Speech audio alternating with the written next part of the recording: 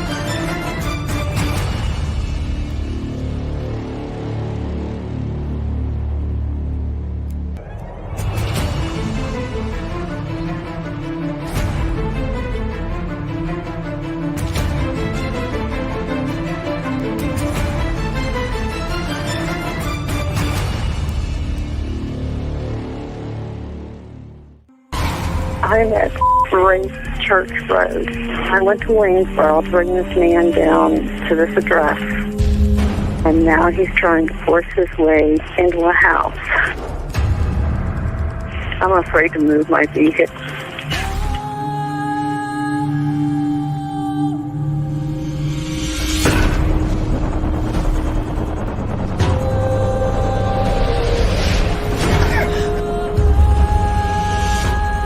Just fighting in there. It's inside the house now? Yeah. You have your doors locked? It's open. I'm in a van. You need to make yourself safe, okay? Even if you've got to drive away from there to get away from him and close that and lock that door. Do that for me now, please. Okay, wait a minute. Oh, hey guys. Hey everyone.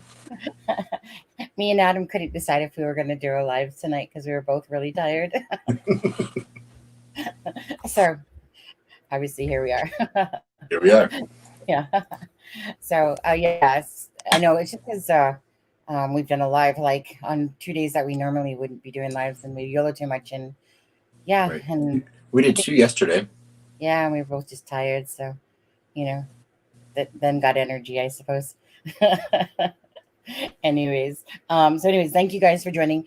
Welcome, of course, to the live, and thank you, of course, Streamlabs. If you guys could, smack that like button for us, then that would be great. Absolutely. And Molly Colley, thanks for joining us tonight. She says, "Wow, I got here on early. That's wonderful. I'm always half an hour. It takes me that long to get out of bed." That's quite the avatar picture, though. That lady looks like she's about 199 years old, to be honest. I hope, Molly, if that's what you look like, I'm here for it. I'm here for every bit of it. Yeah, that's like the fountain of youth right there. Right. Because I feel like that lady in that picture, she's got some tales to tell. Yeah, right. Hi, Shelly. How are you? Austin's in the house. Hey, Cheryl. How are you? Debbie Johnson. It's Cramming Shame. Dee Attaway. Hi, Dee. How are you? There's Deb. She couldn't resist. Yeah, she stayed away. She's probably recovering from her wild birthday. Did you see those pictures of like? I did. I mean, when the shirts all came off and she was doing the limbo, I was like, Deb. I know. I mean, her back is still in shape. Yeah. Yeah. I know. I mean, when I Magic Mike had nothing on that. I know. When I did the limbo, I remember when I did the limbo, I was like the second best. This girl, she had a back just like Deb's, where she could literally touch that ground, like pretty much, like without touching it, because you can't touch the ground. And it was only, I swear, like if I was to do distance, it was about this high off the ground. Yeah. And I was just like, that's how I felt watching that video. Yeah. And you know how you know the true test of. Right.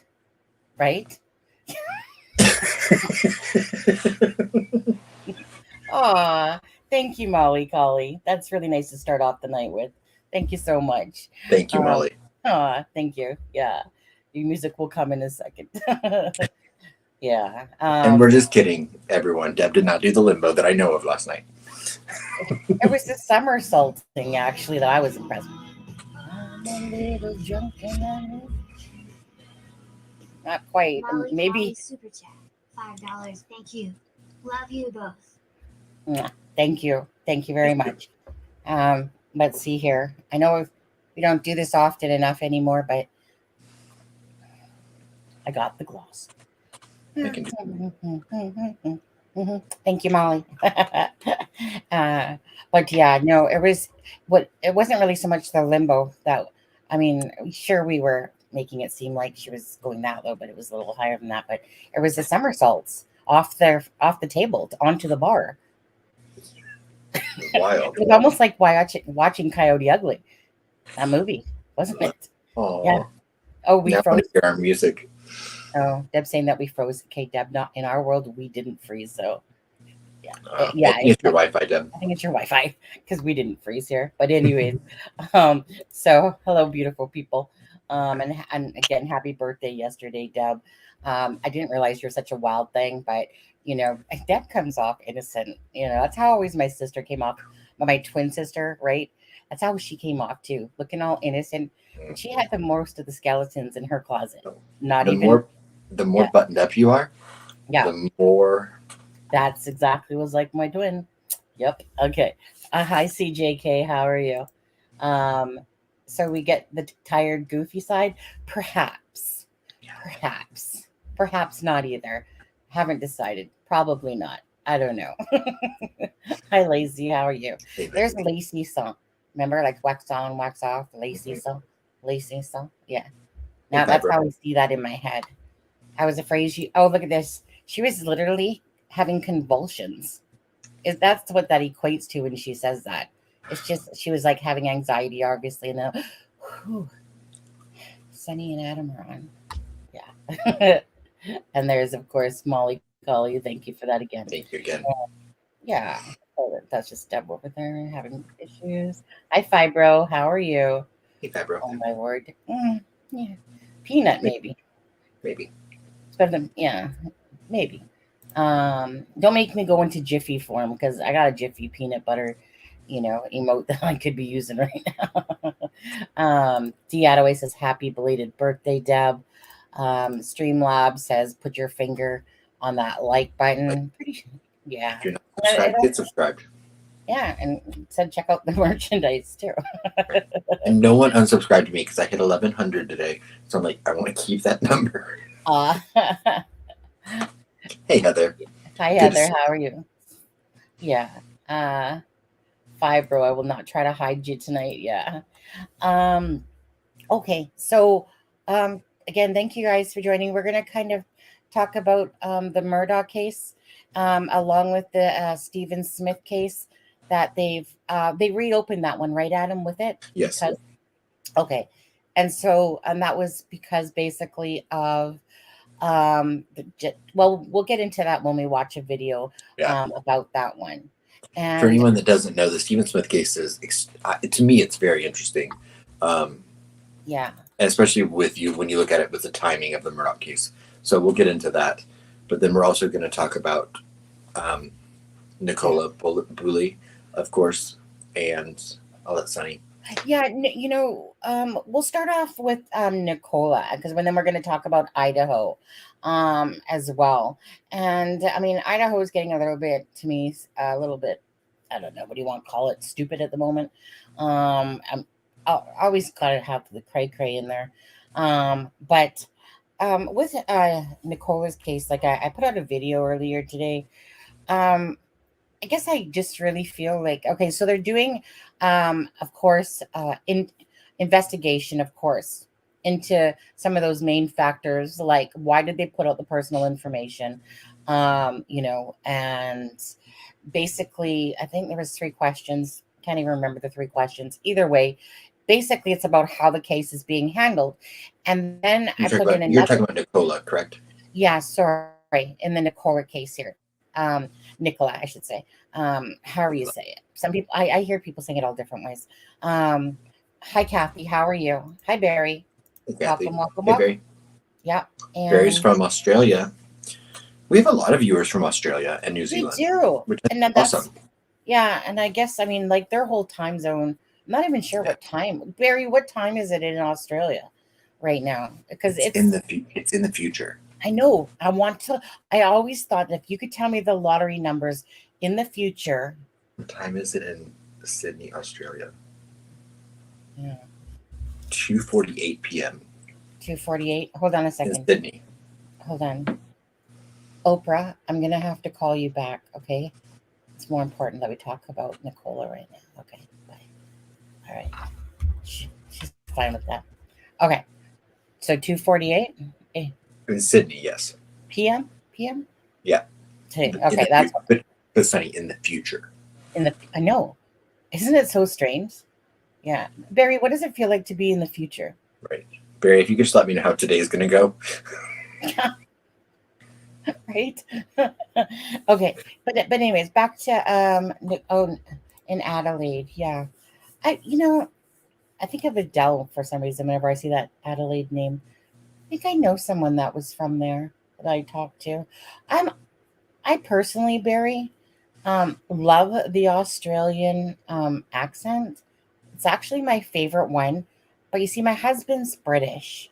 And if I tell my husband that, he would be so perfect if he just had the Australian accent, just missing. And he's like, no, that came from us, but they have the extra twang at the end, basically. Twang at the end. Yeah. They're like country. They're like country British. Yeah. No offense. I like it. I do too. It's my one now. Yeah. It's just when I hear, and sorry females, but I'm talking about the male version here. Yeah. When I hear the male, like I said, it's just like drooling. I almost need a bib, but whatever. My husband's still perfect. Just if I could just add that little thing for Christmas, just give him that little bit more of a, where his family makes fun of him because they hear the difference in his voice with a Canadianness to it. I don't hear it, but they do, and they make fun of him for it because it's almost like you probably don't think you sound Canadian either. I don't. I mean, I don't know what I sound. I always find it funny when somebody says, "I like your Canadian accent," and I'm like, right. What accent? Because to me, it's kind of like, here's Canadian talk like this, and then you'll have like Southern drawl and Newfoundland and Aussie and British. And to me, it's just like, it's so strange, I guess, isn't it? Barry, Sunny needs you to get on the channel. It's just the good day, mate. Good day, mate. Yeah. I can't believe I just tried to do an Australian accent. Yeah. One of my favorite movies, I know we're off track for the second, but Crocodile Dundee.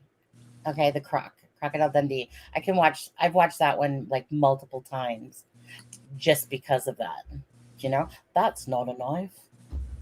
That's a knife. But anyways, okay. But so basically, yes, for the Nicola case, they're doing a deep dive into the investigation. There was another case the year before that that had happened where basically somebody just gets sponsored. Yeah, that was you. I don't even know what you guys are doing when you do that, to be honest with you. It always flashes up. It was like my 9-month membership thing. Okay. Hi Arga, how are you? So there was this other case where this beautiful mother, and actually let me just pull it up quickly because I do have it. It's right here. Thank you, Arga. What Arga said? Arga was the 30th thumbs up. Thank you so much. Oh, thank you so much, Arga. Okay, so this right here is Kiana Dawes. And so basically hers is a domestic violence type situation, and that they had let him out of jail, and she had been looking for the help from the police there over in the UK.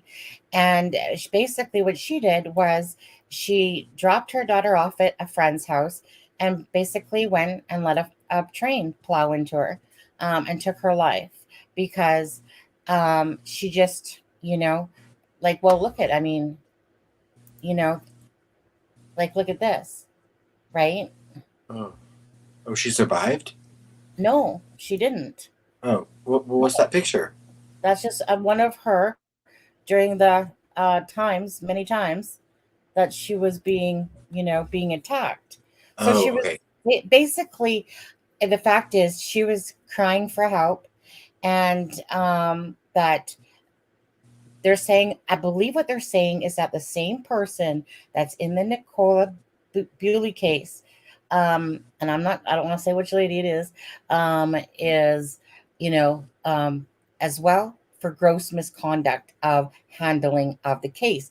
Hence why they're looking into these cases uh, for the fact of, again, like the whole letting loose of that personal information.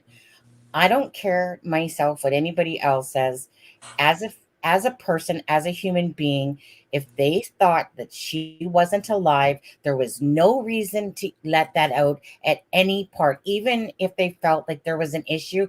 That was their personal information to keep away from us. Great. Meaning it didn't matter, again, if somebody was coming out with a story or not about it, right? There was already, why would they play into that? Like that's like playing into the UK Daily Mail or the National Enquirer to me. Like this is about that it's your job to do things in the correct way and the smart way, and that was not smart. That literally had no bearing to us to know that. That, like, I mean, I know that a lot of us sleuths, okay, we want to know information, for sure, but a lot of us were appalled because there was no need of that information to have came out. Especially, like, it's one thing if somebody is kind of putting it out there because you don't know that, like a rumor mill or this or this. But when the popo is actually putting it out, that's a whole different ball of wax versus just somebody on the internet throwing that information out, because you don't know if it's truly factual. But coming out of their mouths, then of course, you're deeming it as factual. And so I just think it was wrong on every level. I'm glad they're investigating it all. Um, but I also had a problem with the fact of, like I said, they keep everyone, like they really keep trying to slag off the sleuths of the internet and stuff like that. And I get it. There's a lot of inappropriate creators out there that cross what is deemed as the line of decency in 100%. doing things.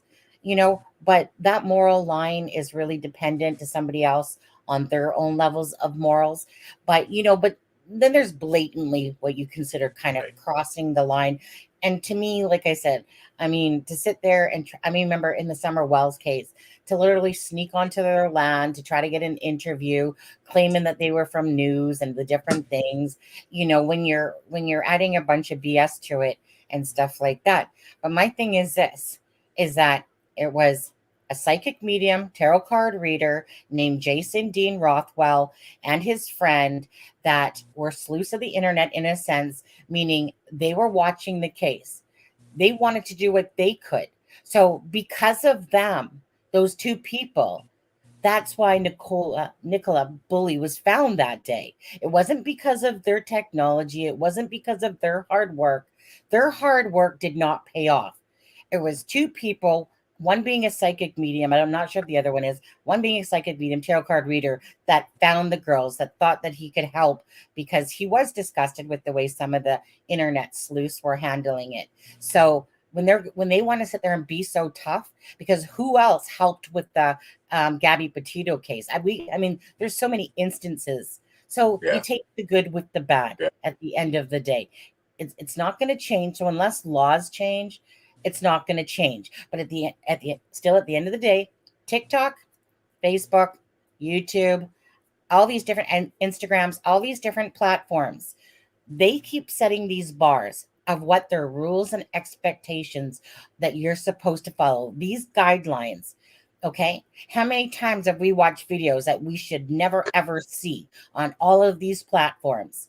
So when they sit there and TikTok makes a comment like, they're going to take action, well, really? Because by rights, by your rules and regulations, some of those things never ever should have made it out anyway.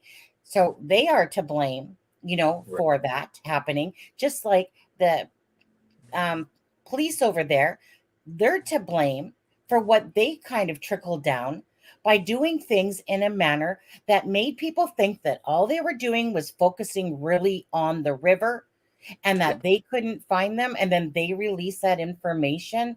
So it's kind of like Delphi, right? Same thing.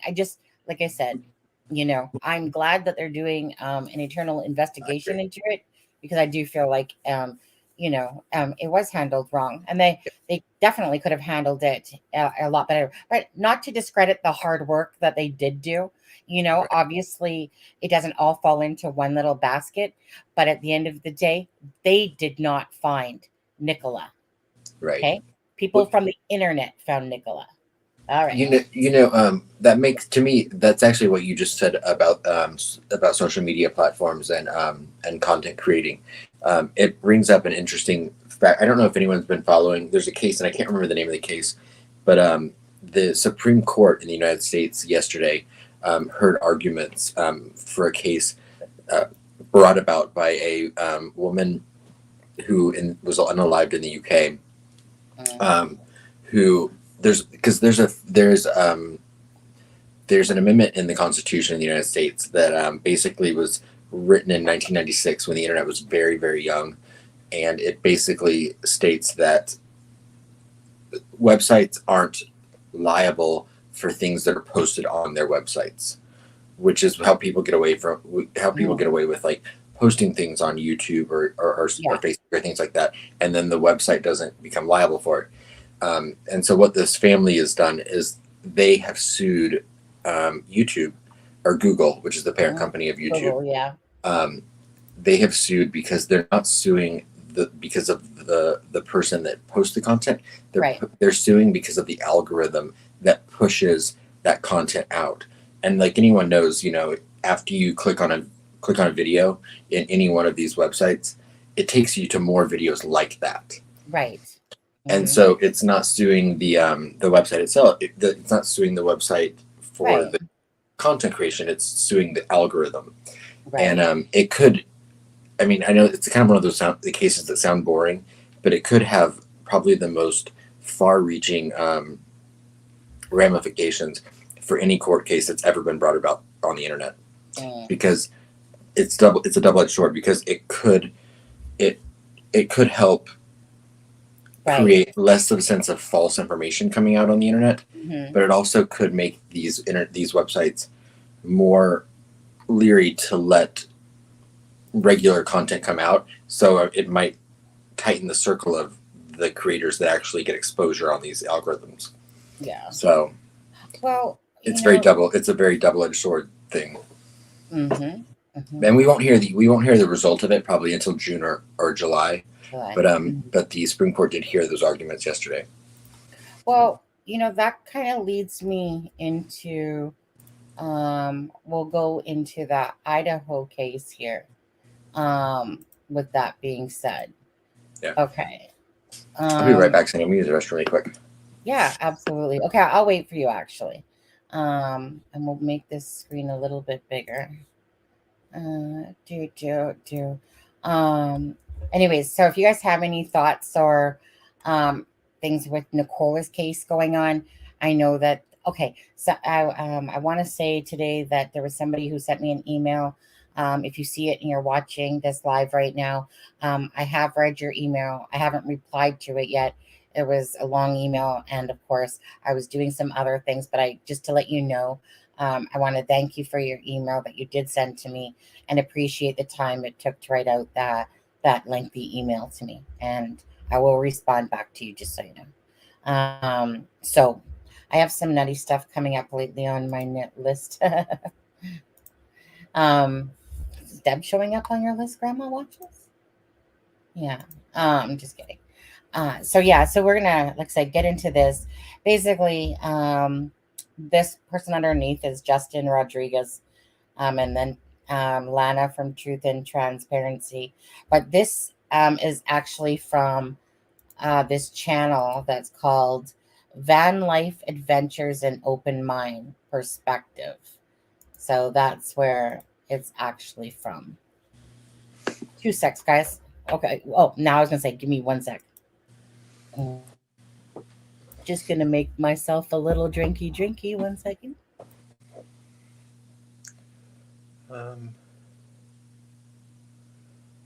Yeah, true crime and other stuff. It's a good point. You get. I know that experts have there's science behind how one, the body reacts in water, and two, depending on the current tidal patterns, things like that. But I know every case that when it comes to someone being in the water, they're all, to me, so completely individual and unique. So I never even think to comment on what took a certain amount of time, because Sunny and I had said all along, I felt like the that puffer jacket and her welly boots should have surfaced more, quicker than they did. So, Adam, what do you got there for us, Sunny? Yeah, because we keep talking about it, but I wanted to show you a couple of things. One, this is Flint Farmers jury trial, the pre-conference, okay, is on April 18th of 2023, and January, March, April, May. January, February, March, April. Okay, and May 9th is the jury trial so far. So that's with the Flint Farmer case and the Karina McClurkin case, okay, guys? So I just wanted to show you because we keep talking about it. And as well, let's just, oh, wait, did it leave my screenshot? What was it? May 9th? Okay. Where did the other thing go? Okay, why is it not? Anyways, hold on. Let me just bring quickly, do this in as well. Right here. Okay, you guys, and don't forget that Joe Johnson, who's a frequent subscriber of this channel, the Whiskey Brothers, they'll be playing their live music February 22nd at 7 to 9 p.m. at the Plainfield Eagles Lodge. Okay, that's 5556 US-40 Plainfield, Indiana. Support your local community and your local bands that are around there. So if you happen to be in that area, please, of course, check it out on February 22nd from 7 to 9. So that's Joe Johnson and the Marvin Parrish. Okay. Now, of course, just so you guys know, like I said, because we deal with a lot of Indiana cases and stuff like that, again, this is about helping someone. I've never asked Joe for anything for doing this for him. And I wouldn't do that. Although he offered, to send me some products and whatever. Again, this is just about, you guys always remember, it's always about helping people. And why not? If we do a lot of cases around this area, and they play at the Abby and Libby walk. So again, just doing this because we care about Joe Johnson and letting you guys know that, again, when they're playing at these specific times. So when you see this channel doing it, it's for that reason, about caring about other people and having no problem to promote them, especially, again, someone that cares about the Abby and Libby and Delphi case, as well as others. A really nice guy, Joe Johnson. Okay, guys. So I just wanted to show you guys that stuff before we go back to the other one here. Okay. What is ask? Did you get your air fryer? I sent you a message. Did you get the air fryer? I sent you a message. Now you just got to go get someone to get it for you. Oh, I see. I seen you posted an air fryer, and I was like, well, did you buy it from me, Shelly? I mean, she posted it. Yeah, no. So no, don't got no air fryer. But when I seen it, it did make me giggle when I see you posted it. Ask Sunny how good I am at responding. Oh yeah, right. Yeah. I remember yesterday, I think it was when you were talking about an email, and it was from Fibro, and it was literally from a couple days before. That's really good for me. I mean, because there have been times I got an email and I was like, oh, I responded, and they were like, I sent that a month ago. Great. I'm not the best at normally I have emails on my iPad, but I take it off because my iPad is always craving space. Right. And the emails is one of the first things to go. So I hate it though, because I like to have my emails come in on my iPad because I spend so much time on my iPad. So I always have to come. It's like there was one that came in for the Richard Allen, just the automated notice to all the different people involved or whatever. And I seen it, on my thing, and I actually logged into it on my phone, which I hate using. I hate using my phone. But anyways, so that's why I don't check them as fast either, is because Right. I have to be at my computer, and I usually only go to my computer when I'm making or creating videos and stuff like that typically. Well, for me, it's really more of an OCD thing because I'm one of those people that I can't stand having notifications on. Like I can't, like how like they'll I make get it when it has one, it right? drives me, like it gives me anxiety, and so I have that turned off. Like Sunny knows, like like she's messaged me before. Even I'm like I don't have notifications on Messenger or anything because I just can't stand to see the little notification thing. And so if I don't think about it, I don't check it, which is why I should have notifications on. But then it gives me anxiety from the OCD part of it. So uh, Shelly, I don't know if you're talking about $68, American, Canadian. I can't remember now. I'd have to see it again, to be honest with you, on there. Either way, it's $100. I don't have the luxury of spending really myself. Oh, hey, there's yeah. Kathy and there's Mark.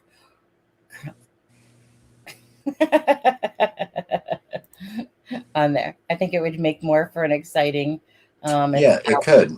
And for tell- anyone that doesn't know what we're talking about, there's a chance that Alex Murdaugh might testify tomorrow. But I'm Oh, okay, we'll not. be watching. We'll go over Yeah, that. We'll go over that as well. We'll play a clip from that. Okay. So let me pull it back up. So that was yeah, that's American. That's about $100 American. Shelly. should have been I'm 69. You're right. Close. Maybe if she rounded up the cents. Wait, what do they say? Oh, you won? Yeah. um let's see here. So yeah, going back to here. Okay, so I don't know about you guys, if you guys have watched this guy, um Justin guy, and that video that came out about saying that Dylan was trans and that he works for the defense, and he's third party, you know, yada yada yada yada. Looking good, thank you.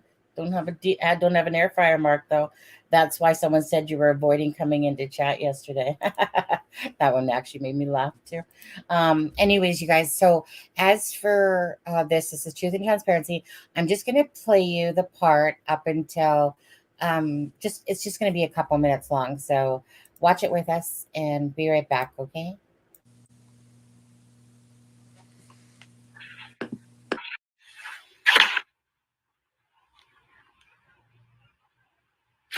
Where was Kaylee taking her job? Austin. To do what? With the Shield? Marketing company. Yeah, like that Extreme Networks, which is one of the shell companies of the Shield.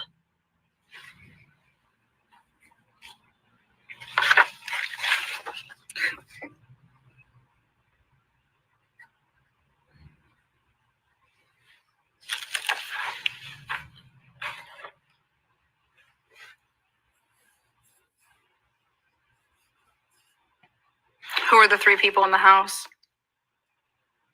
Fry, Cody Funky, Josh Couch, and Scott Jr. 4 people.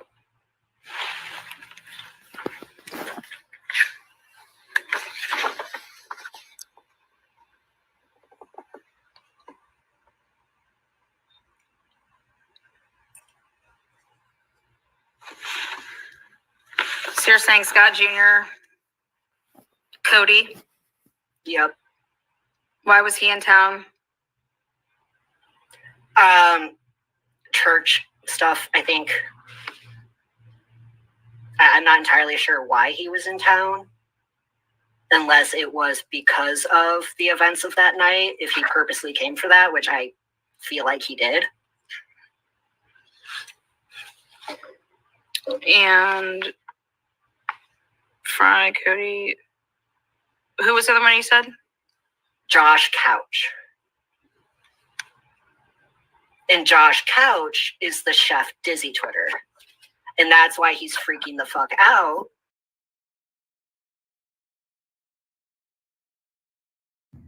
Okay, I'm going to show this to the Trigger warning. possibly.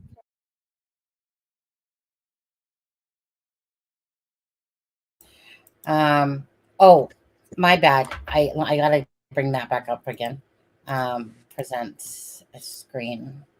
Let's go back there. Okay. So this is Van Life Adventures and whatever it said at the other end. Look at the title. Moscow University M scene warning, some graphic scenes added. Added. Okay. So, you know, when you see that, of course, who's not going to click on it, right? Who's not going to click on it? Clickbait, clickbait, clickbait. Okay, so if we go, hold on, let me open this up more and go back to that screen. Is it going to say, let's go look at the comments, or sorry, let's go look at the show more. Okay, doorway image is by this, okay? She mostly, for the most part, is, so hold on, let me just see if that opens up on my thing here. Okay, my sister had a nosebleed, which made this place look like a crime scene. Okay, that's where that picture comes from. Okay, person's sister had a nosebleed. Wait, could you repeat that, Sunny? I'm sorry. My sister had a nosebleed. Which who's saying that? The poster, posted by Rye Walker 3 years ago. 3 years ago. Okay, so she uses that picture, part of it, okay, in there, and wait, can you guys see that? Right? Oh no, it didn't show you guys it. I guess I have to stop screen. Sorry. Trigger warning again. And sorry, guys, I'm trigger warning. Early this time. Trigger warning, yeah. My sister had a nosebleed, which made this place look like a crime scene. And that's a picture that she kind of posted. Wow. Right? And they used that, making it look like it might be the crime scene. Correct. Shame on you, Lana. Well, I was going to say. Oh, I mean, Van Life. Van Life is the one that posted this. I apologize, not Lana. Yeah. Okay. So let's go back to again here, and it's like, you know, looking at the comments, you're doing a great job, blah blah. She answers certain ones. I'm just trying to look for the ones that I was looking at that she said. Nice clickbaiting. Nice. The clickbait is strong. She says, thank you. And then basically what she's saying is like, here we go. The clicky for the clickbait, you know, then she puts up little emojis there, whatever. And nothing new here. And she's like trying, that is, so basically, you know, she gives a link here and then she says, we are not supposed to show the crime scene yet. There's a gag order. We are not supposed to know the details yet. Pics are just fill in. Right? But there's the title. That's bull. Right? So I'm sorry, Van Life Adventures. Disgusting. You are disgusting. Because you literally just sit there and made people think that those pictures are from the crime scene. Not everyone scrolls around and looks around, but the way she presented this was disgusting, because this was totally a clickbait, you know, title, making it seem like those pictures, that anyone watching it, that those pictures belong to Idaho. Clickbait. You know, so let me go back in here. Who this guy is right here, which, okay, so Lana had him on her show. I don't actually watch Lana really too much myself. I've watched. And this was after they also publicly named people that may or may not have been there. Correct. So that dude, Justin guy, who I cannot stand listening to his voice whatsoever. Seriously, it's like listening to like I don't know, like a little rabbit or something. I don't know. Just irritating. Okay. But whatever. Just irritate. You know how some people's voices are irritating? Well, his is. And so I can only listen to that for so long. But anyway, so this guy Justin says that he works with the defense, but he's not deemed as third part of the gag order. Um type of thing. You guys would have to go watch the bull crap yourself, to be honest with you.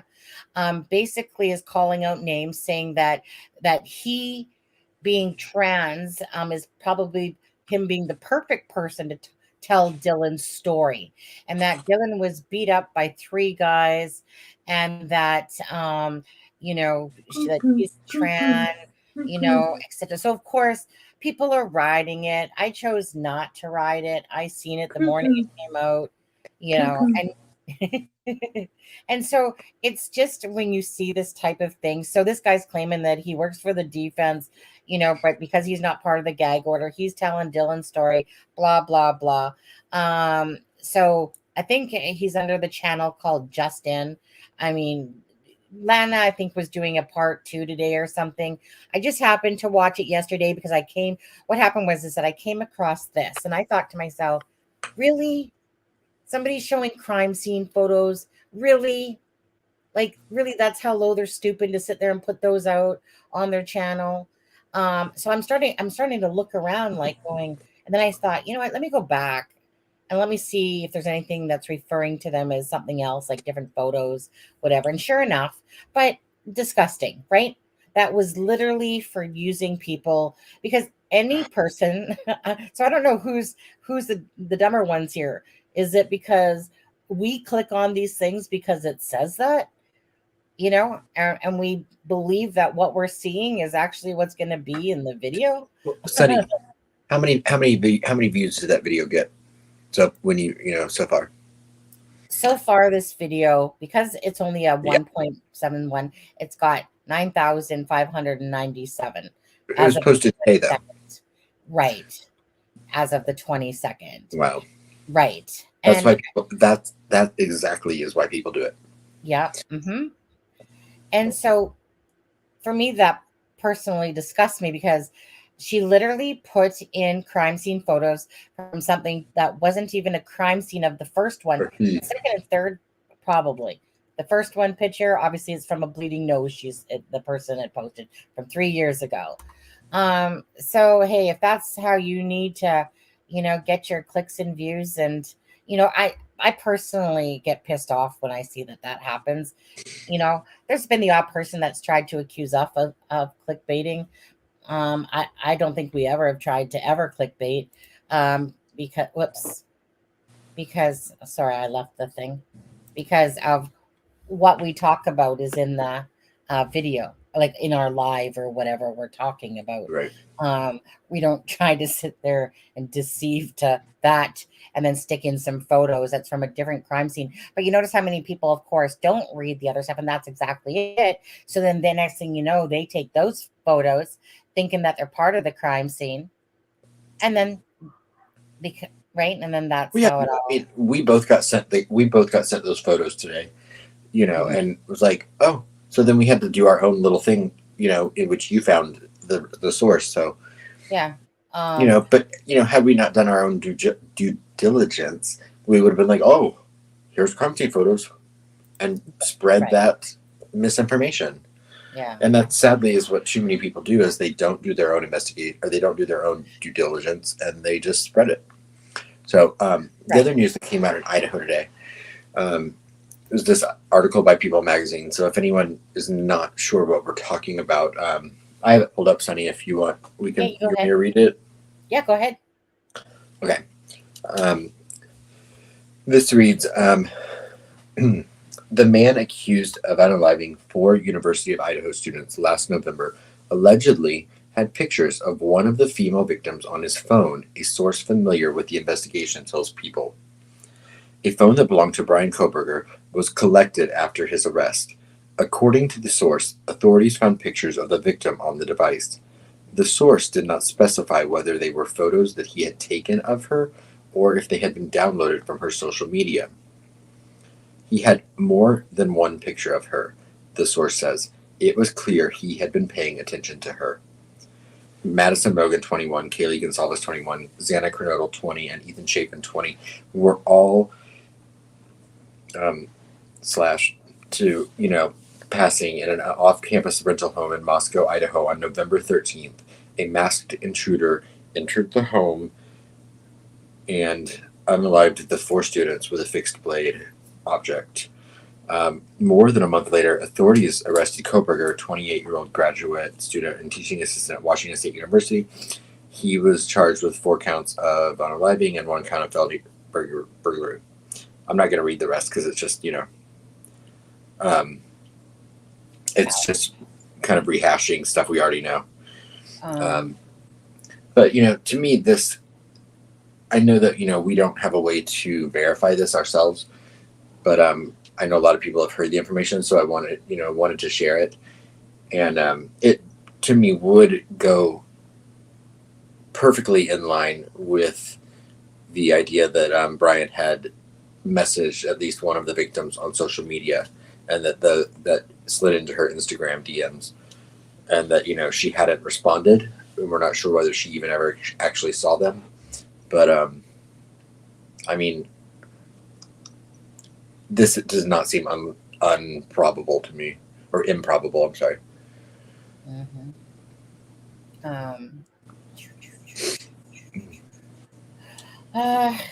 What do you think about it, Sonny? Do you think it's You think it's plausible or probable? Anything's probable, to be honest with you, until Is it plausible? But is it probable? Yes, taking it like a souvenir. Or, like I said, like I said in the article, they could have just been from her social media. He could have just screenshot pictures from her Instagram. Used to whatever. I guess it kind of goes back to, I don't know. I mean, it was such a rushed thing. Did he stop? Hey, let me just, do this. Could have. But either or, he would have deleted it, and they would have been able to recover it. Well, I mean, the article says that they may have. It's not necessarily saying that they're from the crime. It could have just been pictures of the victim from her social media. Oh, gotcha. Boys, what you gonna do? Flying high. I like that name. Stop screen there. And I think, Shelley, I think it means exactly what he said. I think that it means that one of the young ladies on the 3rd floor was the intended target. Mm-hmm. That's what I believe. That doesn't mean that that's the case, but it is what I believe. Mm-hmm. I believe so. I know a lot of people have theorized it was Xana and Ethan. I've never had that feeling, but we don't know. So my gut is as good as anyone else's. If you go by what Dylan's saying, I think that it's more likely that he went upstairs first than downstairs. Yeah. Oh, of course. But remember when Steve Gonzalez said he didn't have to go to the 3rd floor, but he chose to. Mm-hmm. Yeah. And that to him that pointed in the direction of the Right. An intended target, because he didn't go to the 1st floor. We know that. We know that. Yeah. Is it possible that it was a picture of her after the crime was committed? It's possible. I mean, we don't know for sure. I mean, the article said that it's unclear whether it was from the crime or whether it was just a screenshot of her social media. So I think the most likely is that he had pictures he had taken of her if he had been. Do you want? Go ahead. To me, it's most likely it was probably pictures from her social media that he had to screenshot because he had a fixation on one of the victims. which is why he would have slid into her DMs as well. But yeah, exactly. Mark says, like, Rosa, police have them, so police are going to know that information, and when court finally comes, we probably will have the indication of that as well. Yeah. I mean, just the Yeah. sheets alone probably shows that it was the first floor first. What's he gonna do? I don't know. Right. Shelly says, I heard the shoe print was outside Dylan's bedroom. Shelly, it was not up Dylan. It was not outside of Dylan's bedroom door. It was outside of her bedroom window. It was like if you stepped out of the sliding glass door off the kitchen, Dylan's bedroom would be to the left, and her bedroom window's there right next to the patio pavement, and the footprint would have been right next to the patio pavement. And it was a single footprint to me, which means this, shows his stride. Adam, I think there was 2 footprints. One was found one was found in front of Dylan's door, and then one was outside there where the marker was. I never heard the inside one. Yeah. Because that would mean that there was. I didn't either up until someone said that, and I can't remember. I think only because I haven't looked at the affidavit in a while, and I was it doesn't state that in the affidavit. I don't know. It does not. Does anybody remember this? Because I just no, Adam. I know how well your memory can work too for you when you think you're right. Remember, just the other day you proved you wrong. Well, yeah, right. The motive absolutely could be definitely. I mean, that's what most people think, is that it was stalking. Law enforcement has said from day one that this was a targeted attack. 12, 13 times to go to the house. Then that one mom came in and was talking about how, that area was a substance abuse type of place around that area, that everyone knew that's where you went to go get your, drug fix or whatever. Who knows how accurate or inaccurate that is, but the whole stalking thing has been very much the thought. I would say 80-90% people believe that. Giggles, I'm gonna hold my own here, because yes, thank you. Many things were said about the outside of the bedroom door, but never in that affidavit was it mentioned about a footprint outside that bedroom door. It said outside of Dylan's room it said there was a footprint found outside of Dylan's bedroom window. Oh, you better go pull that affidavit up. I am gonna hold on. Okay, you hold ground, and I'm gonna go look. I'm gonna hold ground there. Yeah, you hold ground. Right. And Kathy says, in my opinion, I think he didn't know that Ethan, but Ethan, I will say, Kathy, if he had been there 12 times previously, it was not uncommon for for Ethan to be there. And Ethan's vehicle was not necessarily, it was not necessarily a vehicle you would miss. It's a bright red Jeep Cherokee. And yes, he might not have known that was Ethan's, but I still think that Ethan and Xana were targeted only because Xana at least was awake. And I think she may have heard something and come out of the bedroom. And I think he was forced to unalive them. But we don't know. True Crime Other Stuff says, I thought the footprint was up. I'm going to assume you mean Xana there. No, I'm going to maintain that the only footprint I know that's in that affidavit is outside of the sliding glass door, outside of Dylan's bedroom window. Mark, come on, Mark. You got to be on my side because I'm right. Trust me. I'm right. Oh, see, Rose says Giggles is right. Y'all, it talks about outside of Dylan's bedroom, but it talks about him being outside of Dylan's bedroom. It doesn't talk about a footprint outside of Dylan's bedroom door.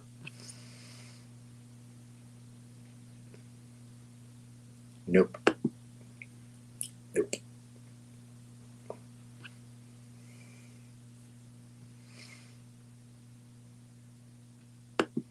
Come on, Austin, really? I think I'm at the part where it's talking about it. Sure. Hold on. I'll bring it up. Hold on. Aha. Oh, aha. I think you're Gotta wrong, go. Adam. Gotta go. Hold on. Hold Wait. on. Hold on. Hold Okay, on. so there now. Okay, there was a footprint in outside of that house by the window. Okay. Wait. 1 second. 1 second. Was there not, Sonny? Was there? Hold on. Hold on. I'm going to bring it up. Okay. Okay. You got it? No, I can't read that. Okay. Hold on. Hold on. Oh, wait. Did I bring it up through my one program or did I not? No, I didn't. Hold on. I got to bring it in through this program just so you could read it a little bit more clearly. No, if it says outside of Dylan's bedroom, we're all gonna like have to admit that. That's exactly what it says. Okay. Outside So, of no, hold on. Before you just, you know what? Don't put your foot in your mouth any further until we read this. Okay, stop. Okay, we'll go to this window. Okay. because outside of Dylan's bedroom could still mean outside. No. Okay. It says, wait, they detected shoe print showed a diamond-shaped pattern similar to the pattern of a Vans-type shoe just outside the door of DM's bedroom, located on the second floor. And it says, this is consistent with DM's statement regarding the suspect's path travel. So that's what it's saying. It's saying it's just outside of the door. So there is no door to DMs. So the Okay. thing. Okay, let me talk for a second. Okay. Yeah. I am wrong. I apologize. Well, Did you hear hold that, on. Sonny? I am, but there was a footprint outside. Hold on. Yes. Okay. Let's review this again, because this is. Hold on. Let's review this again, because this is a little bit confusing. Because listen to what it's saying. It says, okay. Let's see. Okay. During the process of the crime scene, investigators found a latent shoe print. This was located during the second processing of the crime scene by the ISP forensic team by the first using a presumptive blood test and then amino black, a protein stain that detects the presence of cellular material. The detected shoe print showed a diamond-shaped pattern similar to the pattern of a Vans shoe sole, just outside of the door of DM's bedroom located on the second floor. This is consistent with DM's statement regarding the suspect's path of travel. So, okay. So we know, and this is where, okay. So Adam, you're wrong. Okay. So I'm willing to admit if I'm wrong, but there was a footprint found outside. There was a footprint found outside, and that was number 3. And it was outside of Dylan's bedroom. And it was outside of the backside of Dylan's bedroom, but it was not located at the door. Okay. When I apologize. I am wrong. Who's right? Who was right? Everyone else but me. Yeah. There I'm we not go. I'm not too big to admit that I'm wrong. Well, the thing is that 0 for 2, Adam. Yes. The thing is that I didn't know about that either. Meaning, I remember when we read it, and for some reason, whatever, that one didn't stick in my head. And so then somebody had brought that up, and I'm like, I don't recall one outside of the door. And then went back to the affidavit, and I was like, oh, it literally said there was one outside of her bedroom door. And that's when I knew that was there. And that's why I was like, well, hi, I know I haven't looked at the affidavit in a while, but I remember that. So that was just, I'm wrong. I'm right. Hello. I'll take it. Okay. I'll take it too. I'll take it. I'll take an air fryer, Mark. No, just kidding. No, actually, Shelly. It's on Shelly now. She's the one that keeps showing pictures of air fryers all of a sudden. It's Lewis's fault. and J Moon, so Dylan's a female, and Dylan's bedroom was on the second floor, adjacent to the kitchen, and the sliding glass door that Brian entered and exited through was on the second level. The sliding glass door, Dylan did have a bedroom window to the back of the house, and then her door was at an angle, kind of towards the hallway kitchen area. So that kind of answered Mark and Jamin's question, because Mark, yeah, it was through the sliding glass door in the back of the house on the second level. But you probably don't trust what I say now. Kind of hard. You guys can trust me though, right? Right. If in doubt, yeah, no. I have to regain the trust now of everyone. So feel free to look into everything I say. That's funny. Well, you know what? At the end of the day, there's a lot to remember when it comes to these cases, and some of it you just kind of forget. You know, like I said, we talked about it before actually, but again, the one that sticks in the head is the actual the one that's outside with the number 3 beside it, talking about, you know, the van. And we had that picture like the second week. Hey, we had that picture like the first or second week. Yeah. That was all, you know, that part was of early on. It was, no one knew it was a footprint yet, but you take a picture of the ground and there's no evidence that, no physical evidence. So it was easy to ascertain that was a footprint, but. But, yeah. So, I mean, it seems like obviously, I don't know. I mean, most things now that are going on with Idaho are just a lot of stuff that Banfield is saying. Right. Every night. Just a lot of droplets of a source. And, the thing is that it's not like some of these sources wouldn't be true, of course, because there's always people that are willing to talk that want always. Always. So we can attest to that personally. Yeah. There's a gag order in place for Delphi, and that doesn't stop people. We've heard things from people. Yeah. Mark, it technically. Hold on. Oh, sorry. 1 second, Shelly. The link that you had sent, I think it was a Walmart link. No. The thing I'm talking about is that we have an Amazon wish list, which has on there. So like the little scan me things here in the corner, Shelly.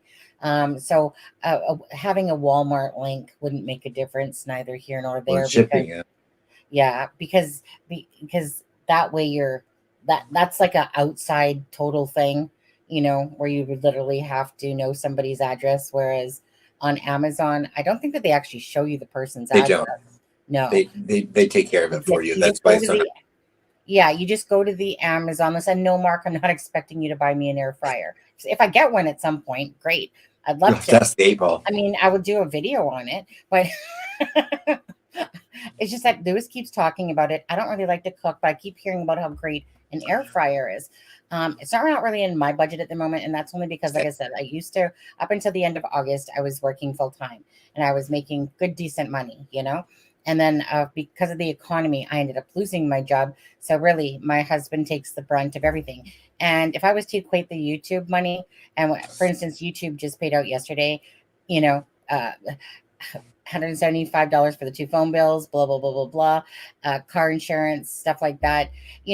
Bottom line is that I'm lucky if I get like $500 versus $500 plus $3,400 that I used to make with that money. So I don't really have the luxury of doing frivolous shopping, really, of things that I don't need. No, it's not saying I don't need them. Yeah. Don't get me wrong.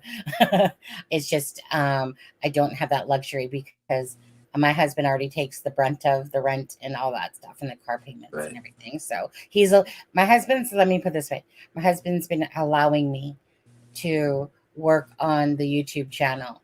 But the thing is that it's nickels to dimes at the end of the day.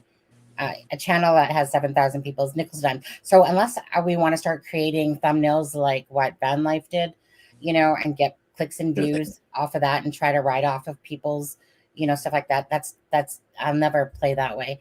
And money isn't the end of the beginning of the world or the end of the world. It's never been a priority. It does help during the middle of the world. It does, yeah, it does. But I will say, Sunny. So I was at my parents' one day last week when I was babysitting. my niece, and I had some veggie egg rolls, and I made them in the air fryer. I have to say they were good. Wait, you have an air fryer? I don't. I went to my parents to babysit my last week, and I made myself some veggie egg rolls in their air fryer. Ooh. Little cooking spray, and then I put the veggie egg rolls in. Well, they were crispy. They were hot. They were. I know. We keep getting back to this air fryer. Thank you, Lewis. Lewis is the one, because I didn't know. I thought I was going to burn the house down. I didn't know how to use it. Yeah. So I was like, well, because I don't like to cook as it is, in a sense, But then Lewis kept talking about the air fryer thing.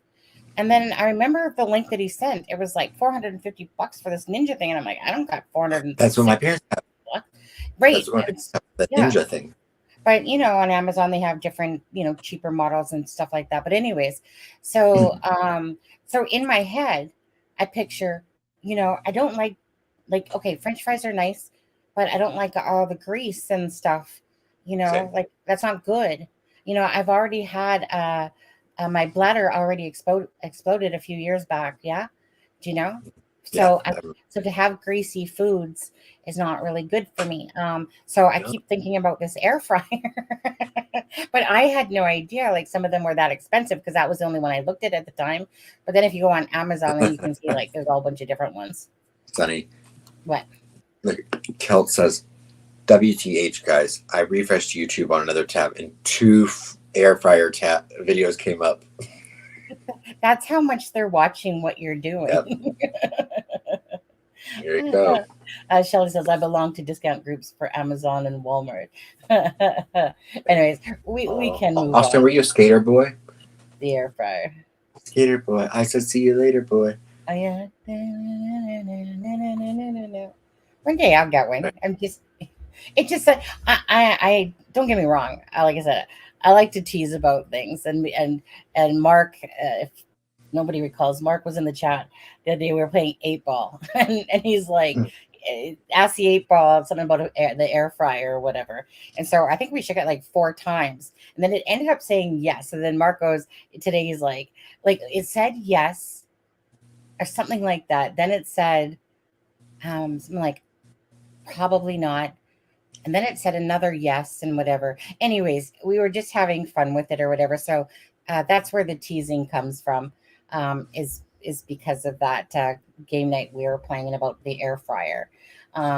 Anyways, moving on from the air fryer. Angel James says, I never heard of a footprint outside. Did they say that in the affidavit? Okay, Angel, I don't know. Angel James, I don't know if they, I'm sorry, Angel and James. I don't know if they said that in the affidavit, but Sunny, can you back me up on that one at least? Yeah, they didn't say it in the affidavit that I see. Yeah.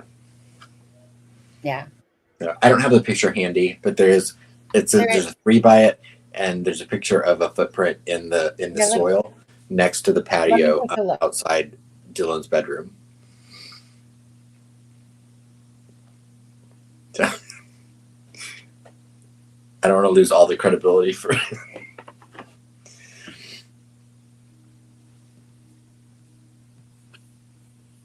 Right. I kind of always thought Austin would wear the same shoes as Brian. Makes a lot of sense, actually.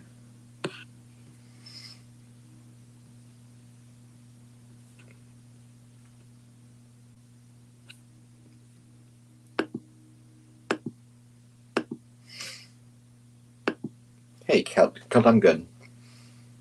I'm just, my tail's between my legs because I was incorrect about a footprint thing a little bit ago.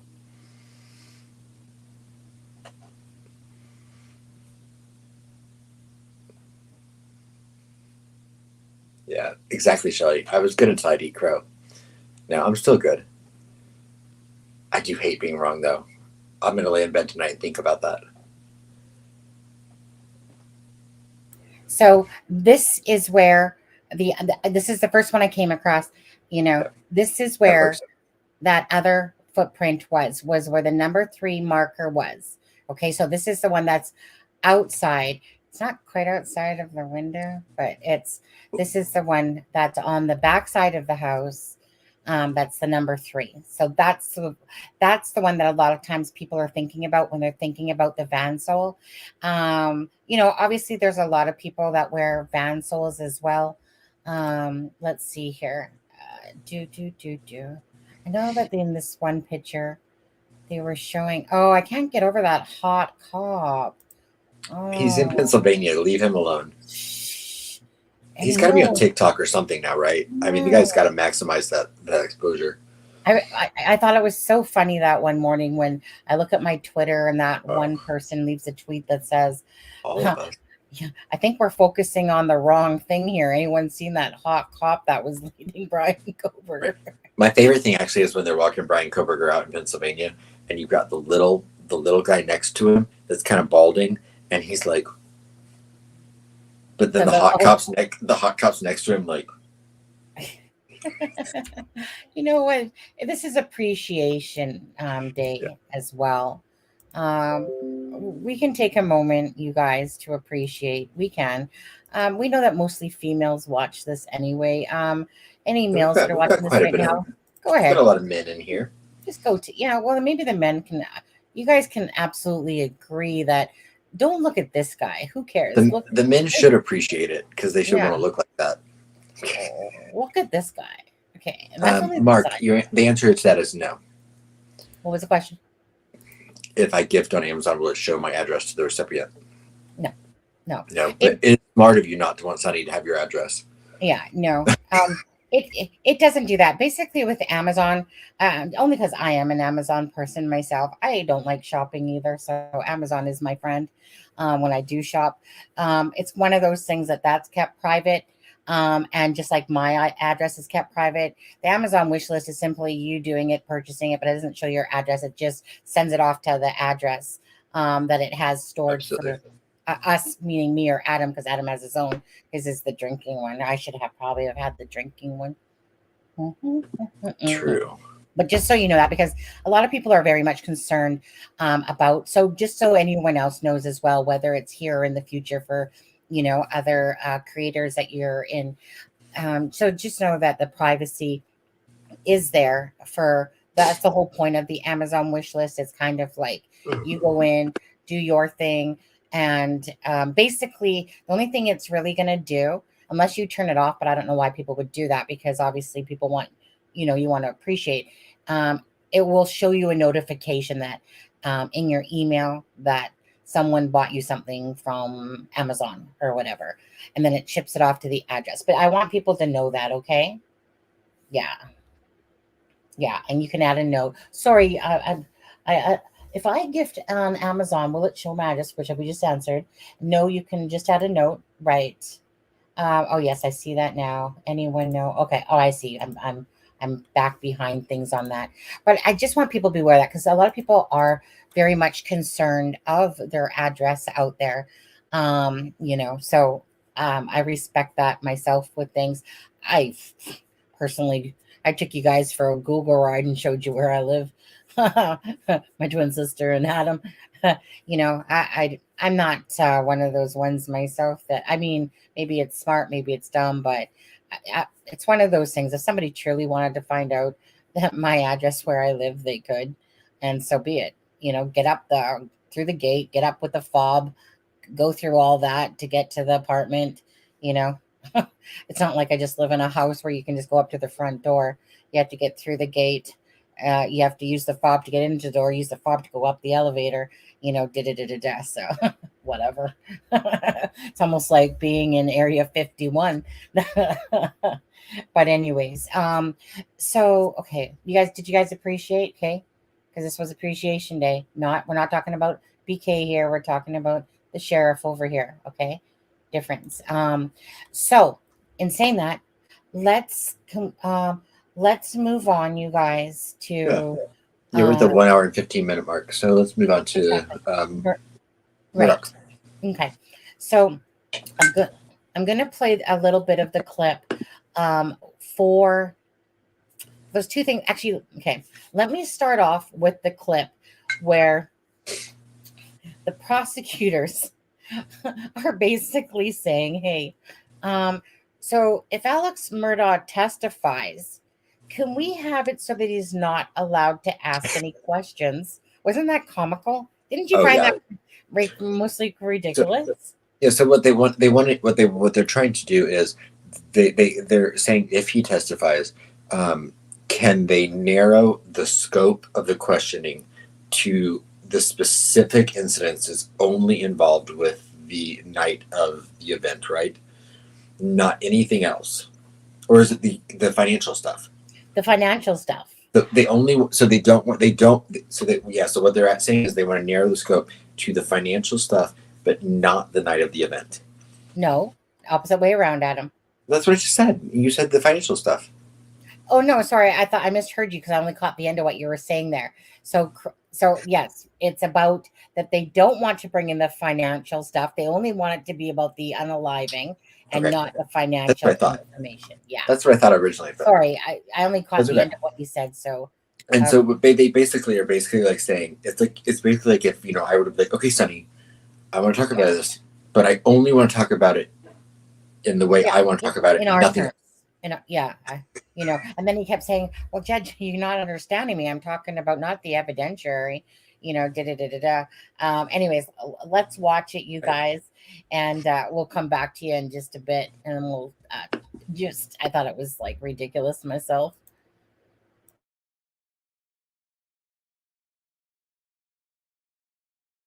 A matter he wishes to address with the court. Yes, sir. Good morning, Your Honor. We are discussing with Mr. Murdaugh his right to testify or not testify. And one of the issues that has come up is the scope of cross-examination that the state would be permitted to go into should he testify. And the basic rule is when the defendant takes a stand, he waives his Fifth Amendment privilege as to matters to which he testifies on direct and relevant matters subject to cross-examination. Your Honor has let in, over our objection, evidence under 404B of financial misconduct. And what we're asking is for an order excluding the state from being able to question Mr. Murdaugh on cross-examination matters related to the financial crimes that's been put before the court under Rule 404B if we don't testify about those on direct examination. We need a ruling from the court at some point in time today before tomorrow. We're not putting them up today, but we're asking that we be able to advise him of what the state will be permitted to go into on cross-examination should he choose to testify. In order for us to adequately advise him and for him to adequately waive his right and his Fifth Amendment privilege and testify or not. And that's what we're asking. Would you like for me to review with him at this time his right to testify or not testify? Not at this point in time, Your Honor. We have to, we're trying to get a understanding from the court as to the parameters of the waiver of the privilege. Is he waiving, if he testifies about the murders, is he then subject to cross-examination about the financial crimes? That's what we're asking. All right. Ms. Waters. Thank you, Your Honor. May it please the court. First of all, obviously the general rule is that cross is generally wide open, and that goes for a defendant who testifies. Your Honor, Rule 611B on the scope of cross-examination expressly says that a witness may be cross-examined on any matter relevant to any issue in the case. And of course, Your Honor has ruled through 404 and 403 the financial matters independently relevant. But the rule goes on to further say, including credibility. So even if that had not happened, these matters, which go right to the heart of the credibility and frankly, the extensive dishonesty of this defendant would be relevant if he took the stand anyway, regardless of the 404. So independently under that rule of the credibility aspect, it would be admissible under Rule 611B. But again, Your Honor has ruled these matters as relevant in the case, and so that clearly within the scope of cross. Your Honor, citing State v. Gilbert and Gleaton, 273 SC 690, they said right there, as I think the defense recognized, when the accused takes the stand on his own behalf, he waives his privilege against compulsory self-incrimination and must answer all proper questions. Your Honor, Taylor v. State, which I believe may have been overruled on other grounds, but 258 SC 369, When the appellant elected to testify, he waived his right against self-incrimination and became subject to cross-examination like any other witness. And then finally, citing the U.S. Supreme Court, Brown v. U.S. 356 U.S. 148, it says, it's talking about a defendant in a criminal case. It says if he takes the stand and testifies in his own defense, his credibility may be impeached and his testimony assailed like any other witness. And the breadth of his waiver is determined by the scope of relevant cross-examination. He has no right to set forth to the jury all the facts which tend in his favor without lying himself open to a cross-examination on those facts. Those are the general and well-established rules, Your Honor, and they're particularly relevant in this case. And so we believe that those financial matters would be well within the scope of this particular matter and authorized by the rules in the case law. Mr. Griffin. Yeah, just briefly, Your Honor, with regard to credibility, I mean, the rules are pretty strict as to what evidence of criminal conduct can be used to impeach a witness's credibility, and there are limited to convictions, and that's Rule 609. Your Honor has let the financial evidence in under theory of motive, and you've done a 403 weighing test. And Your Honor, I think when you get to cross-examination of a defendant, I think Your Honor has discretion under Rule 403 to prohibit the state from further inquiry in this case on the financial evidence, which they contend is a motivating factor for the crimes. And that's and so the Brown v. U.S. and all the, I don't disagree that that's the black letter law, but the question is, what's the scope of cross-examination? And here he's charged with murder. He's not charged with financial crimes. He's charged with murder. And we're asking the court to limit, the waiver of his Fifth Amendment privilege to the murder charges. Yes, sir. Again, moving back to 607, of course, the credibility of the witness may be attacked by any party. 608B allows cross-examination of a witness concerning their aspects of truthfulness and untruthfulness, which this clearly goes to, as well as 608C, which talks about bias, prejudice, and any motive to misrepresent. And again, we're not just talking about purely dishonesty and credibility, which I think is alone more than enough. We're also talking about examination on issues that are specifically relevant to this particular case based on the 404 ruling. Rule 607, Rule 608, particularly the portion of 608, see evidence of bias, prejudice, or any motive to misrepresent may be shown to impeach the witness, either by examination of the witness or by evidence otherwise adduced. Rule 611 and 609 also addresses the issue. I am not going to issue an order in advance limiting the scope of cross-examination. Any objectionable matter must be addressed as the evidence is presented and not based on any advance ruling by the court.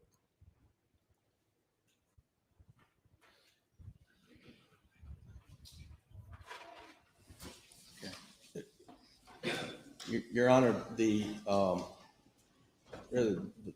request for the ruling is not an evidentiary ruling. It's the scope of his privilege. And so would he be permitted to assert the Fifth, for example, if they're permitted to ask questions such as they intend to on cross? And that's... I can't give you any advisory opinions about the evidence and the scope of cross-examination, the scope of his privilege.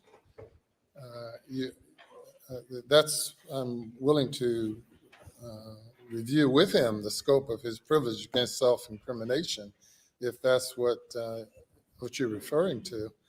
We will certainly need to have that colloquy at some point at the end of the day, perhaps. But for the court to issue some blanket order limiting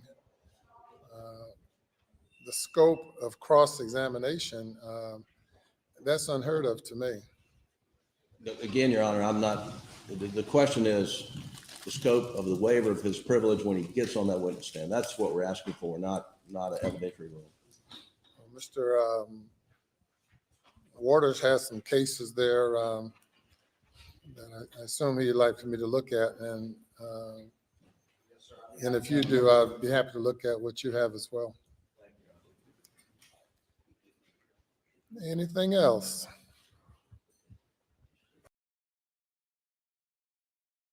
Didn't he remind you of Little Webster there at the end when he was smiling? He just reminded me of Little Webster. Yeah.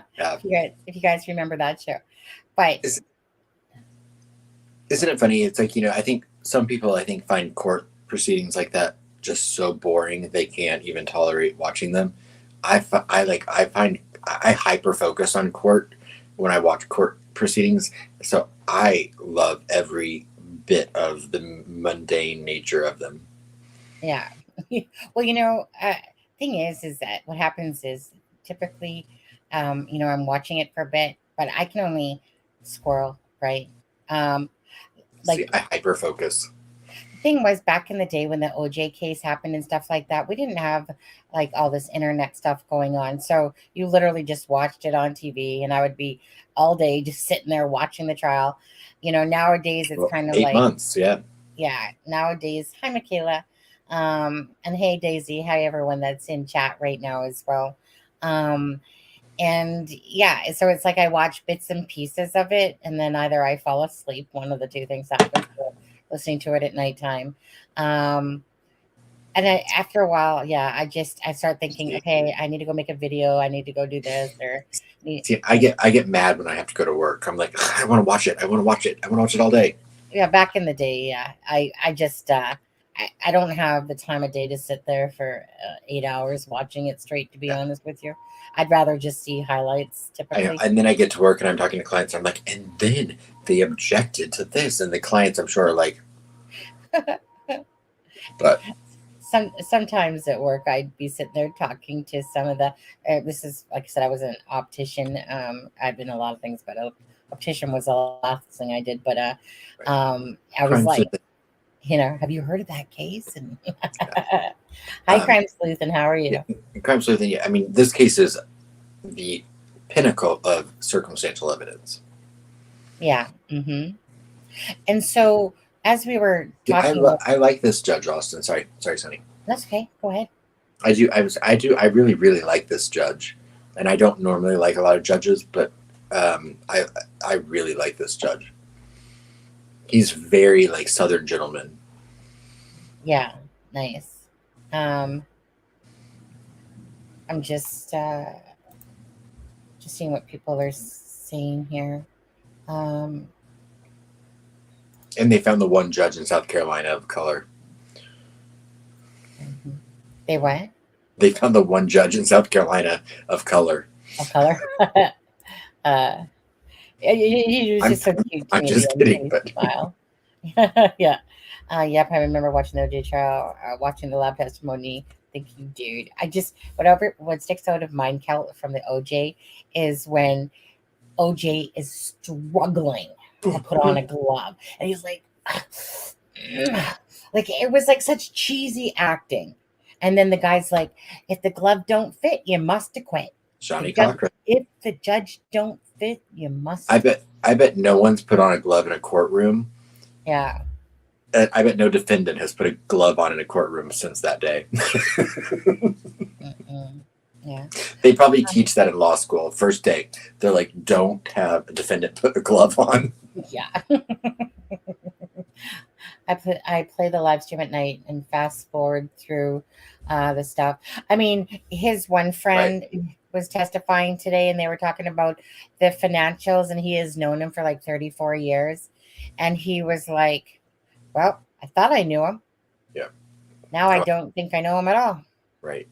Well, can you imagine? I mean, that guy had that partner of his. I mean, they had those partners are the ones that had to pay that money back. Yeah. $10 million. I mean, they've had to pay out of their own pockets. I mean, can you imagine their wives or husbands that are like, wait, you don't get a bonus this year because we have to what? You have to pay what back? Yeah. Because your partner that you've trusted for 30 years stole $10 million. I just want to ask chat, actually, One, if you think that Alex Murdaugh is guilty, and two, if you think that he's innocent. Simple as that. I'm just curious if there's anyone in here that actually thinks that he's perhaps innocent. Not about getting off, but one guilty, two innocent. Right.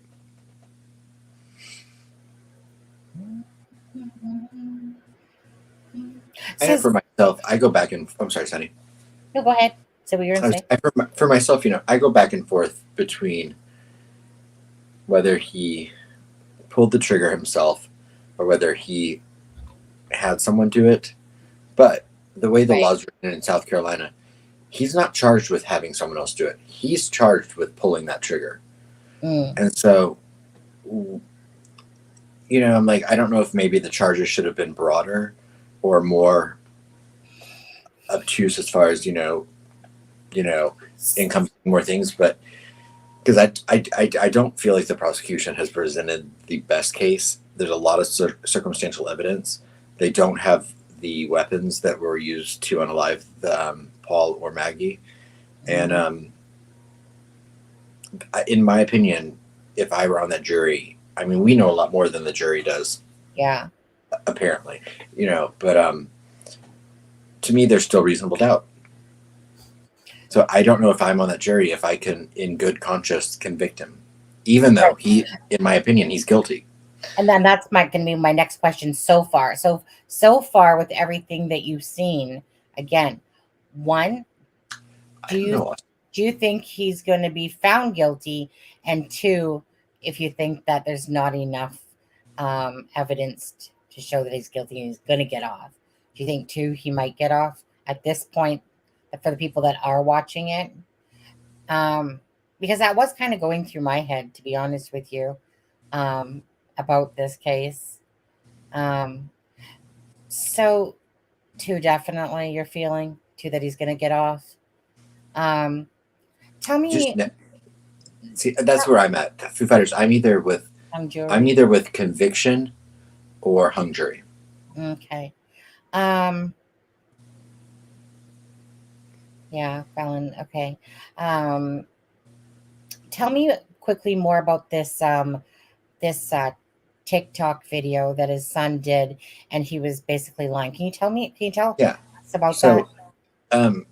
The gist of it is that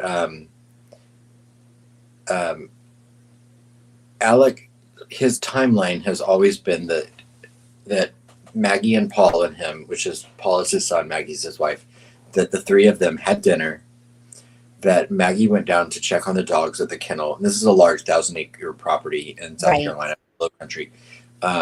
He didn't know where Paul went, but that Alec has maintained that he fell asleep and took a nap, which was not uncommon for him to do after he got home from work. He says that when he woke up, Maggie was gone. Paul was not in the house. He texted Maggie and Paul both that he was going to go to his parents. His mother suffers from late stages of Alzheimer's. She's still living. His father was still living, but he was in the hospital at this time. This was June 7th of 2021. His father actually passed away 3 days later on the 10th, which is sad in itself. But he maintains that he then left, did not drive by the kennels where he knew Maggie probably was, went to his parents' house. He says he was there for 45 minutes. His cell phone records show he was really there for 20 minutes. But the thing he has always maintained is that he never went to the kennels, which on the property, which is where the crime occurred. Right. He didn't know until much, much later that Paul, one of the victims, had taken a Snapchat video of one of the dogs had a chicken in its mouth, and the dog was running around. These were hunting dogs, so the dog was loose and running around with a chicken in its mouth. And you can hear Maggie on the video say, "Oh, he's got a chicken in his mouth. He's got chicken. It's a New Guinea." And then you can hear Paul's voice, and then you can also hear a third voice in that video, which there's several witnesses have said is 100% Paul. 100% is Alec Murdaugh's voice. Right. So he has maintained that he never went to the kennels that night, but there's a video that shows his voice being at the kennels 3 minutes before the crime allegedly occurred. He is in a video as well where there's a tree where he's wearing different clothing than he was wearing when the police came, which, alludes to the fact that he changed clothes. Right.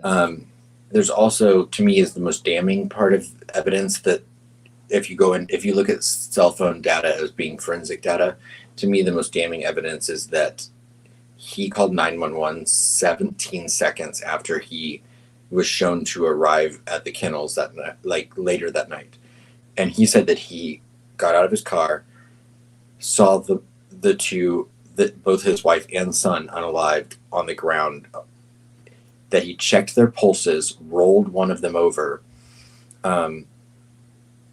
all in the time that in 17 seconds. He said that he did all of these things and then called 911 all in 17 seconds.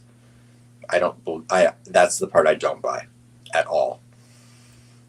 All in 17 seconds? Yeah, he pulled up, got out of his vehicle, found his wife and son unalived, walked up to them, processed what was happening, checked their vitals, rolled one of them over, and called 911 in 17 seconds. Doubt that happened.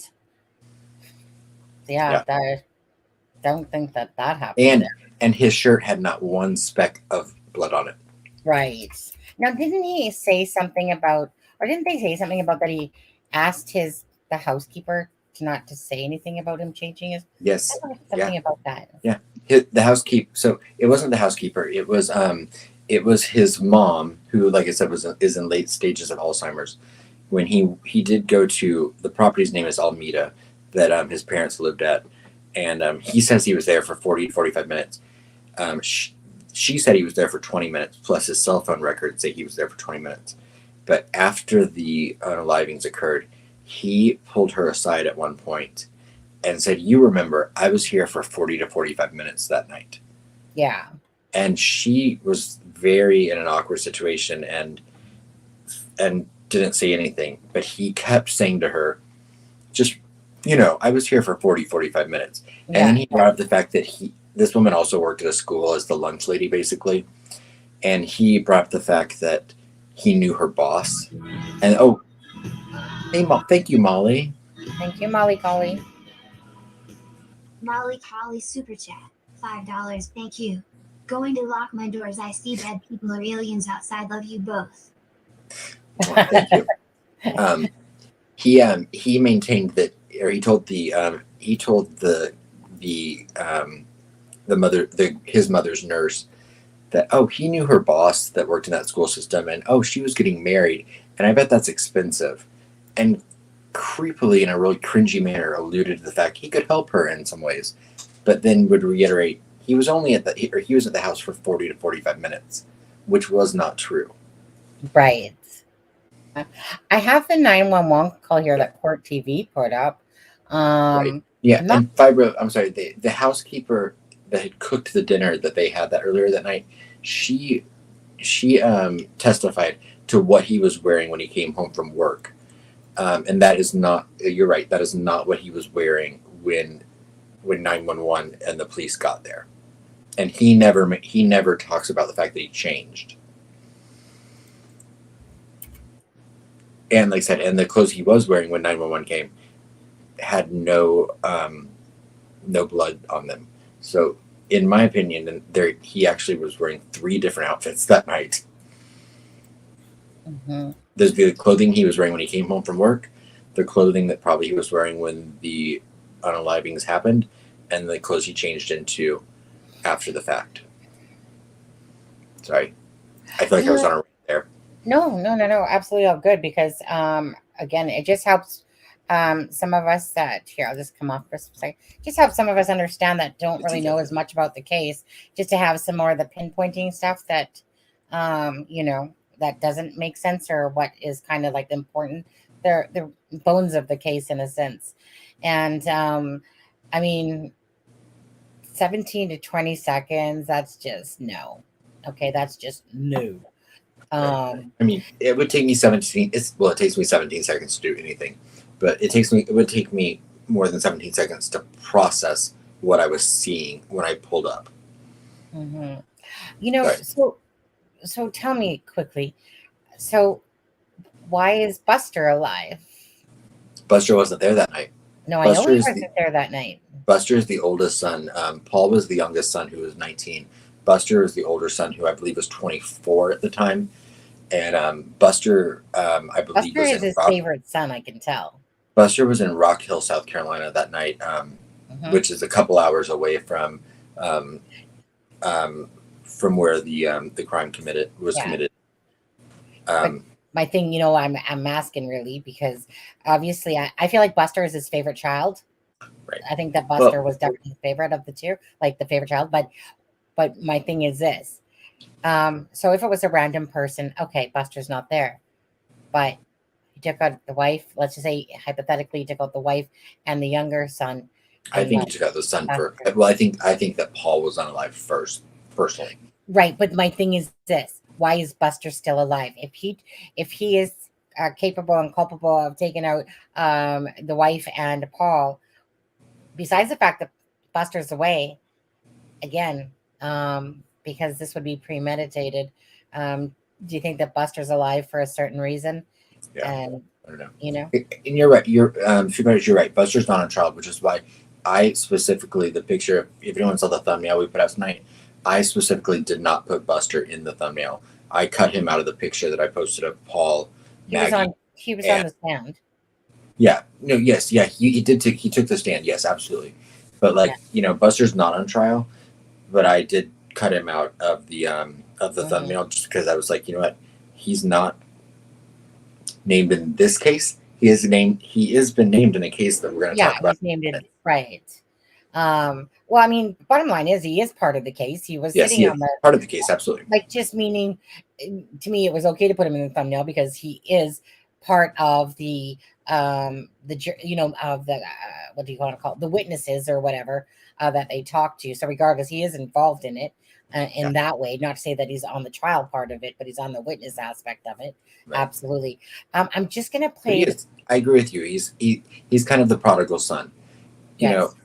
I don't. He shares his dad's name. I'm sorry, Sonny. No, that was my gut feeling off of it. Is that I got this strong vibe that he is kind of like that to his dad, you know, chef's kiss or whatever they call it. He shares his dad's name. His real name is Richard Alec Murdaugh, the second or third, but they call him Buster. He followed in his dad's footsteps. If he went to Wofford College. Then was going to law school. He was kicked out of law school for plagiarism. But that just goes with the par when you're a good old boy in South Carolina. It's Aspen, Crime Sleuth, and she called you Austin. Or maybe she was talking to the Austin that's in chat. Oh, maybe. I think she meant to say Aspen. Oh, good night, Crime Sleuth. Good night, Crime Sleuth. Yeah. But I agree with you. And Paul was more what people have said that Paul was more the black sheep of the family.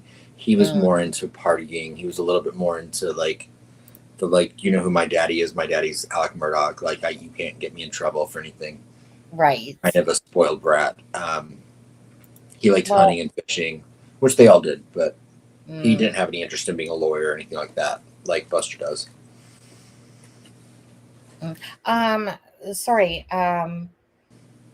Sunny, Amazon isn't letting gift you something, and it's probably because you're in Canada. Not sure, but I'm trying for minutes now. Sunny, there's only one way to find that out. Try to give me something and then see if it works. Or give me something. Giggles asked him, why do you think Paul? You know what? I would love to know the answer to that. He goes, the reason I believe Paul was unalive first was because, for anyone that doesn't know the case, they were unalived with two different weapons. Paul was unalived with a shotgun that had 2 bullets in it. He was pew-pewed twice, once in the shoulder and then once in the neck. The mother Maggie was pew-pewed, I believe, 5 times, some of which were in the back, like she was running away, and that was with an AR-15. And so, in my opinion, it makes the most sense that Paul was unalive first, being that there were only 2 shots in that firearm. I don't see the need to switch to the AR-15 unless you'd already used the shotgun. But the circumstances as to why or how it happened, I don't know. But yeah, Paul did find some of his pills. I didn't realize I'd followed the case as close as I have.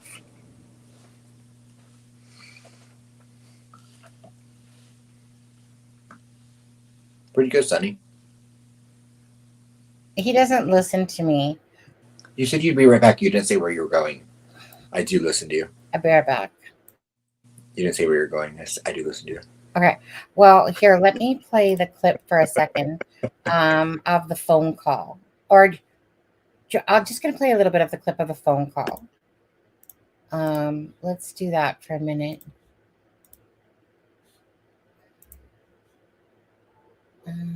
Bigger.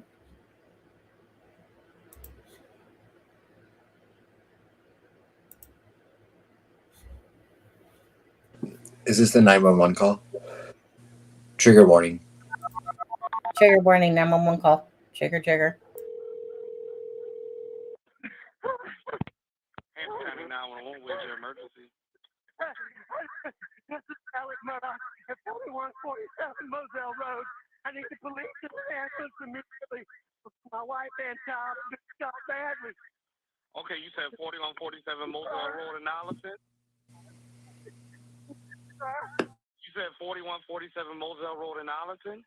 Yes, sir. 4147 Moselle Road. Stay on the line with me, okay? Yes, sir. Stay on the line with me, okay?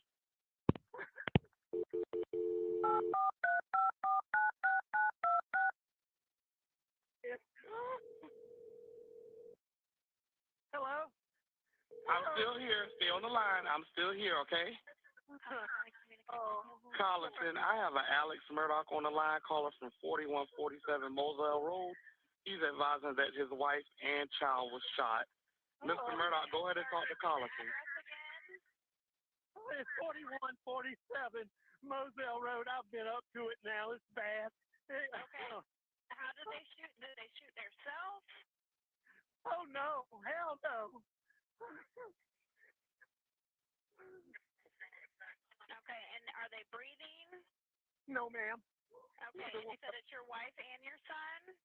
My wife and my son. Are they in a vehicle? No, ma'am. They're on the ground out at my kennel. I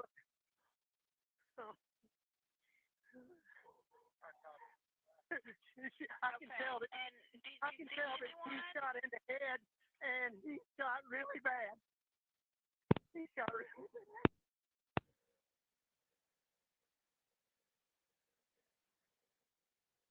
June 7th, 2021, 22 hours, 7 minutes, 9 seconds.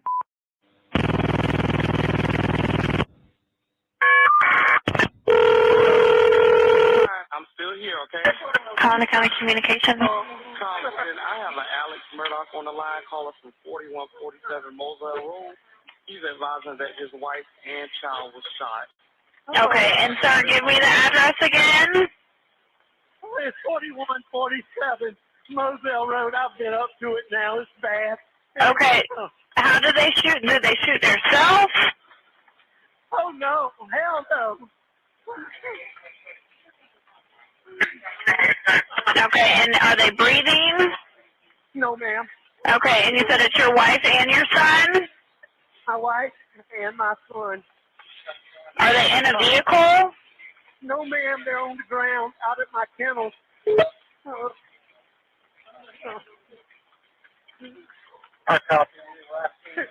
Okay, and did you see anyone? He shot in the head, and he shot really bad. He shot really bad. Okay, where is he shot at?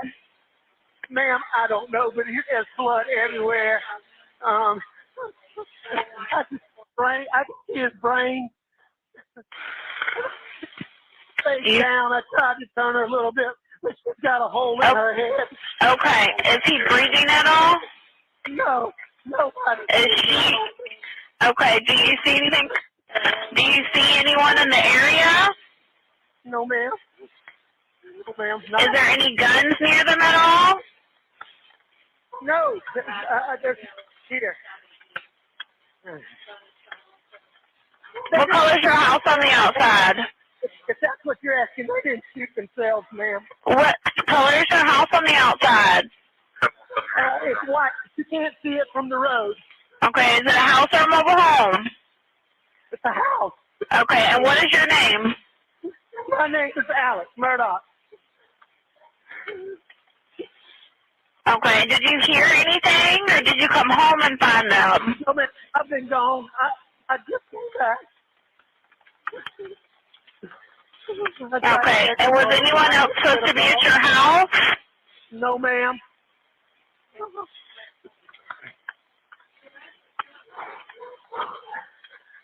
Please hurry. We're getting somebody out there to you.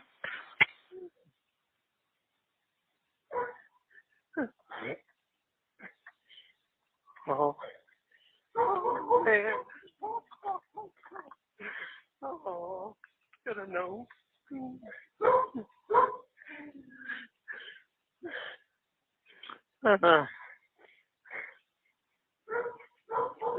Okay, what is her name? Maggie and Paul. Maggie is her name? Yes, ma'am. Okay. When's the last time you talked to Maggie? Hour and a half ago, probably 2 hours ago. What?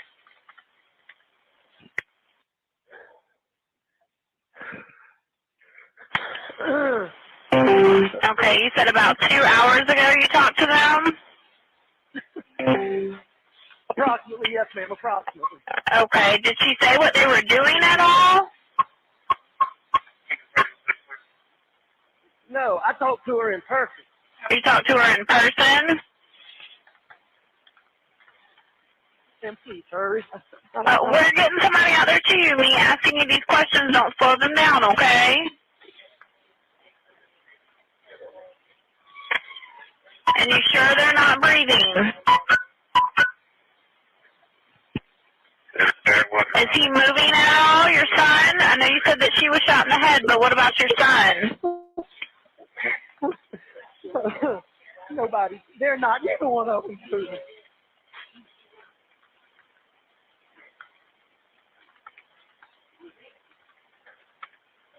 What is your telephone number? 942-1227. I'm going back to my house just to get a gun just in case. I'm about 100 yards from my house.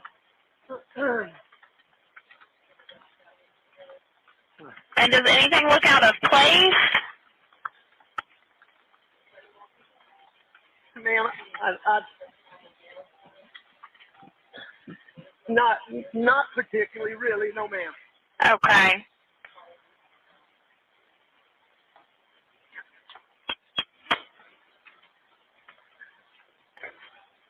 Well, I know you're upset, Mr. Murdaugh, but I don't want you to get a gun and have a gun out whenever my officers get there, okay? I will not do that. He's been being threatened by, my son had a boat sex. He's been being threatened for months and months and months. He's been hit several times, and he should finally quit. Do you know who was threatening your son? It's too many people. Just over the phone. 1 second. And you don't know the name of who was threatening him at all? My son knows. And my son knows. Your son knows who was threatening him? I have another son, ma'am. Okay.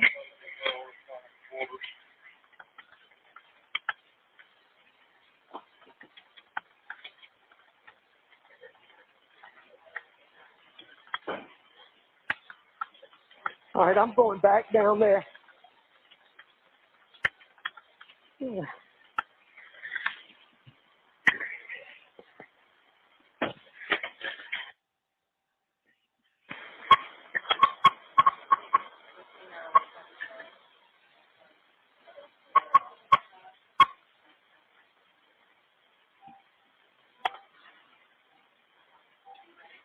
June 7th, 2021, 22 hours, 13 minutes, 58 seconds.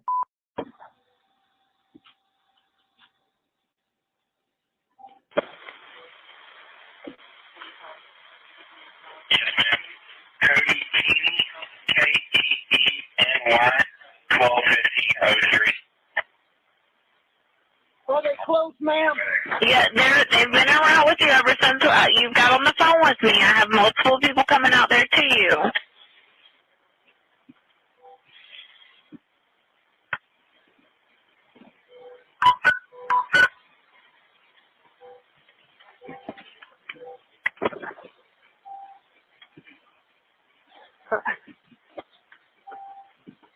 This is a whole bloody fun.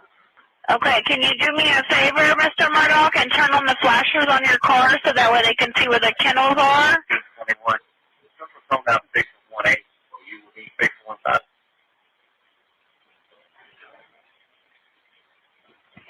That's the murder.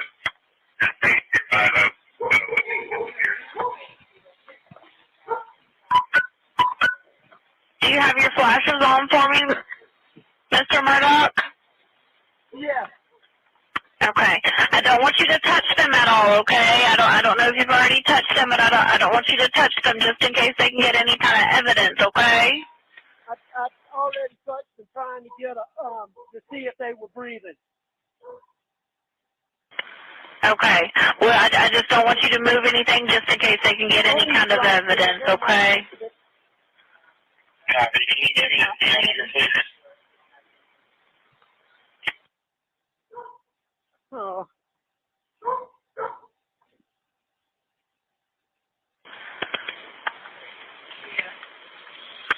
Okay. And did your son, I know you said that he had been threatened, did your son make reports of this at all?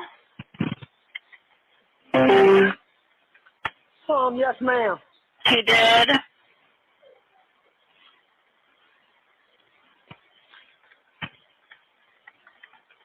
And what's your son's name? Paul. Paul? Ma'am, I'm going to call, I need to call some of my family. Okay. Well, do me a favor for me. Whenever you see the officer or the medics, because they're all coming to you, can you put your gun in your vehicle for me? Absolutely. Okay. But we have them come and turn on the flashes on your vehicle so they can see you, okay?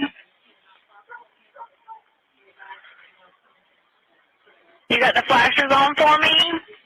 I do. Okay. All right. Just whenever you see them, put your gun up for me, okay?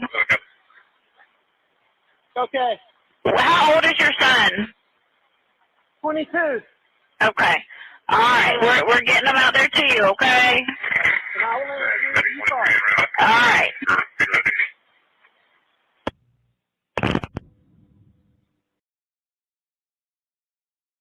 Okie dokie. So I wasn't intending on playing the whole thing, but then I said, you know what? I'm going to write it out because I'm going to keep going to figure this Amazon thing. I'm too much of a newbie for it. I don't know if it did, because even when, I don't know, I don't want to really get into that too much. Mark says the link works fine. Okay, that link works fine. Oh, okay. So it works fine. Right. And sometimes I don't think it, Mark, I didn't get a notification, but I don't think it sends a notification until it's shipped sometimes. Like I was, sorry, because I was playing with it, like the scan me codes up there, they weren't doing what they did the other day.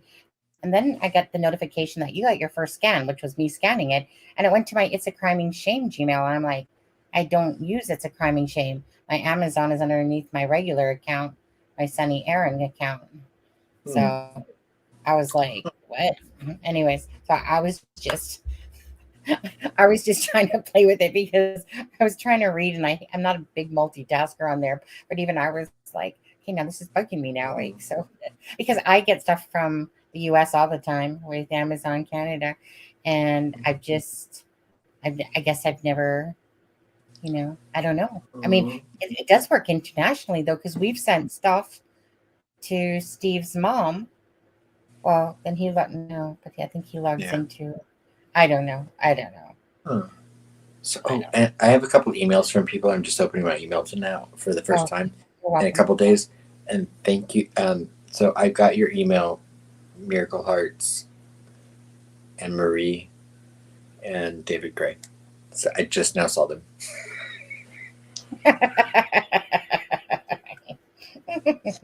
Sorry. We're just, yeah. Okay. Yeah. Maybe after this live, Adam, I'll send you chips. You'll send me my slippers. And we'll see, because, like I said, it's from the U.S. side. Yet,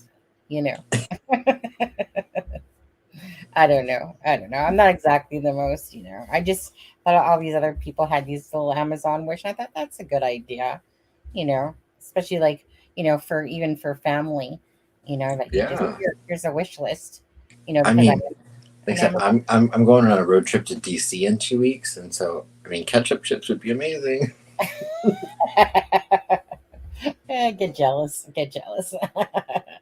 I know. You know what? It was funny because just quickly, my husband was in line, and he was grabbing some bread and some milk and whatever. And so when I called, I was having a chip fetish. No, because he was at the till. So I was just like, oh, okay,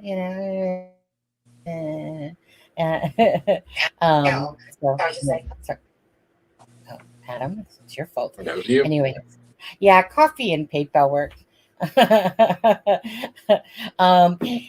Yeah, it's like Christmas morning, but the idea of a gift is like Christmas morning. Yeah, I just thought it was a good idea, because it's fun, because there are people that on here that like to do special things, and by the same token, it's not just, it's a wish list that you can hand out to your, I don't really have necessarily friends besides my friends on here, a family and stuff like that.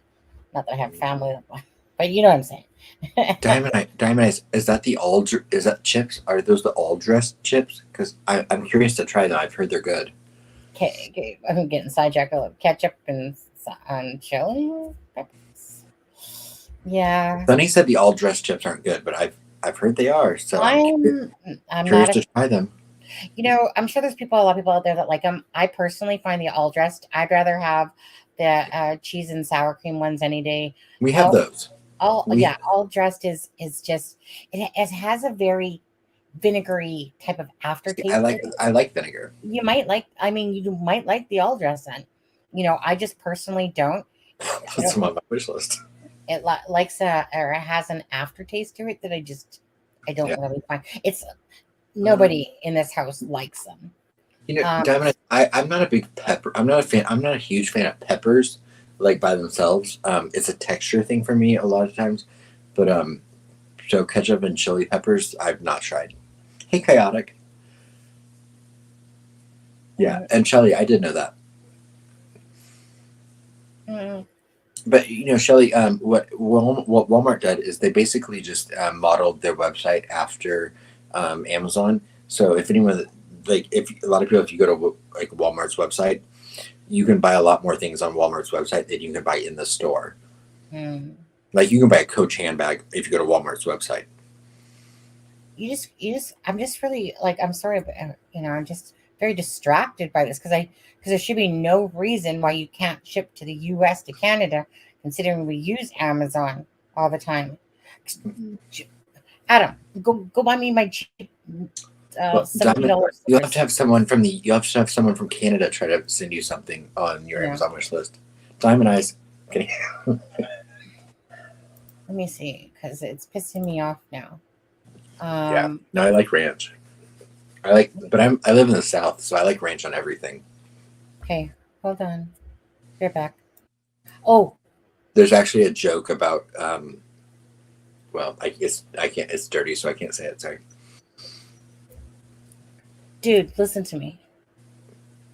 Send me, and I can send you the money back. Send me, go into my wish list and send me, because you can cancel it, don't forget.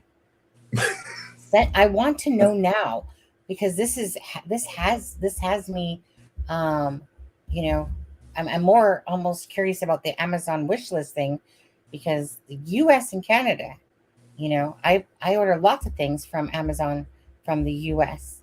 So now, for the sake of it, there should be no reason why a US person can't show up on an Amazon wish list to Canada.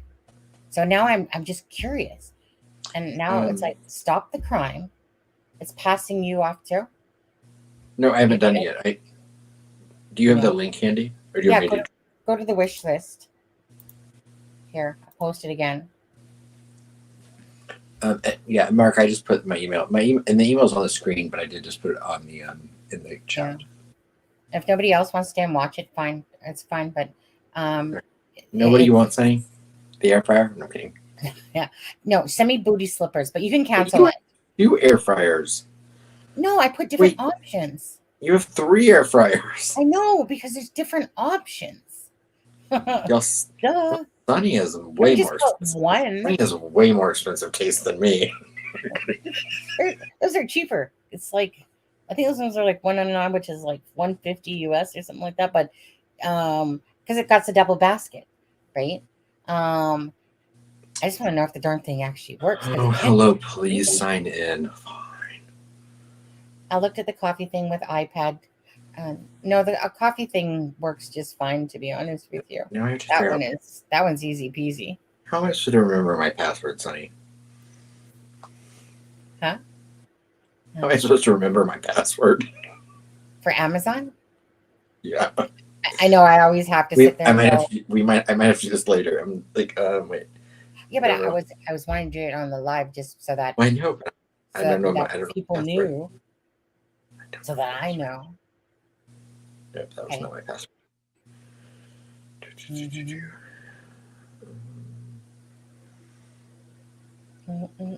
Passwords. Sorry, everyone. Okay. Well, you're doing. Did you say hi to Chaotic? She said hi to you. Hi, Chaotic. No, I looked. It might not have visibly came out of my mouth. Hi, Chaotic. Maybe like it is with the times. I have to order from early version of Amazon, not the US one.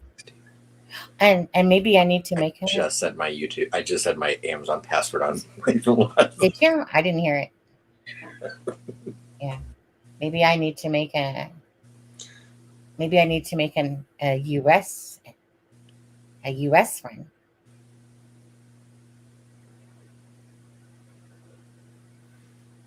Yeah, so what did it do, Mark? Yes, it redirected me to Canada website, but her private address does not show up. What do you want? Just booty slippers, but it doesn't matter because you can cancel it. I'm not going to do that. You know that. Yeah. Wait, where'd it go? No. I love booty slippers. They're so warm and comfy, and anyways, they were on sale, right? Told my husband to buy me them the other day, but he didn't. Here he hasn't. I was like, husband.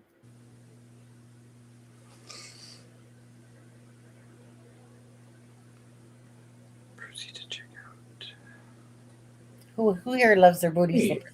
I love booty slippers.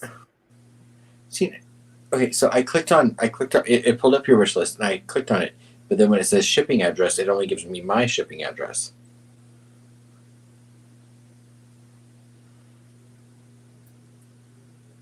Right. It doesn't give me the option to like put your address. Of course it wouldn't, because it's a wish list. It's not going to show you my address. No, it gives me an option for shipping addresses, but it only gives me my shipping addresses. Does that make sense? Well, it doesn't, because it's the whole point of a wish list. Is it's. All right. Well, here I'll show you. Okay.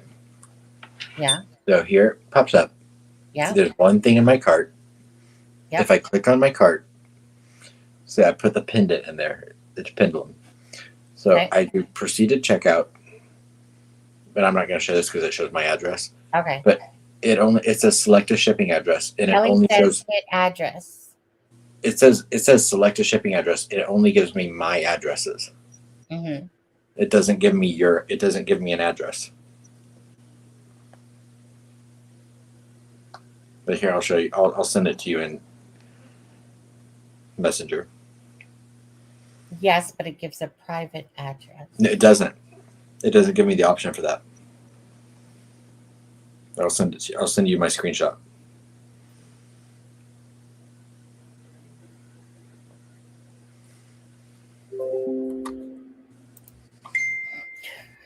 See what Shelly's saying there. Let's see here. Just curious now. It's all ticking me off and everything. Well, yeah, Shelly, I can hit add address, but then I would have to physically be able to type her address in.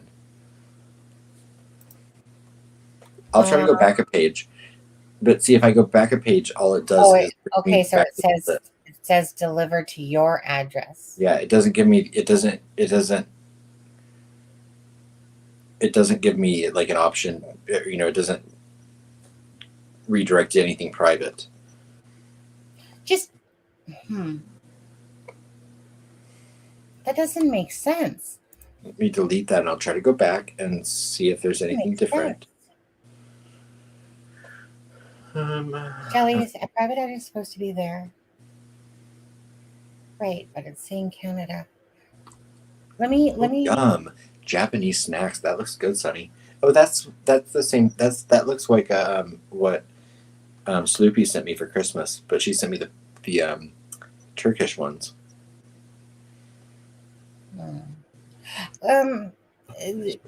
Shelly, it's just more the point of does it work? I don't expect really Mark to buy me an air fryer. It's just a matter of does it work? Because I mean, if it's not working, then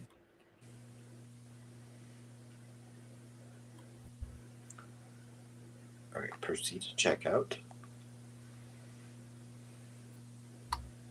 And yet when I Google it, it says yes, it works internationally. Hold on, I gotta ask. Hold on a second.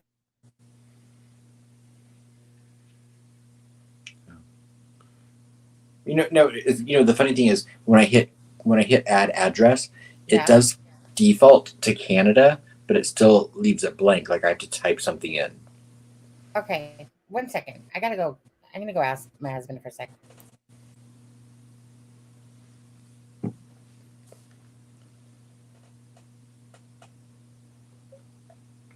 I guess this really just means y'all should just send me stuff and not Sunny. Okay.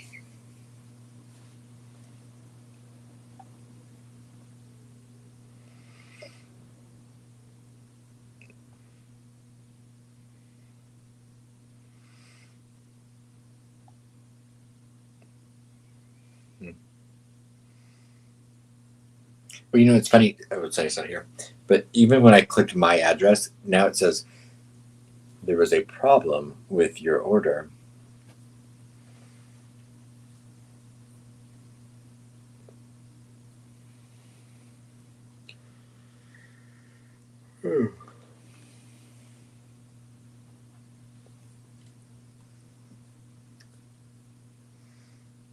Right. Yeah, Diamond Eyes. I don't have a PO box, but Mark, did it give you that issue when you tried to send something to me, or did it just let you do it?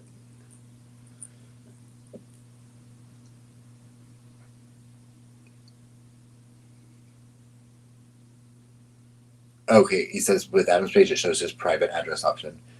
Cool. Does it show you my address? Aw, thank you, Mark. Aw.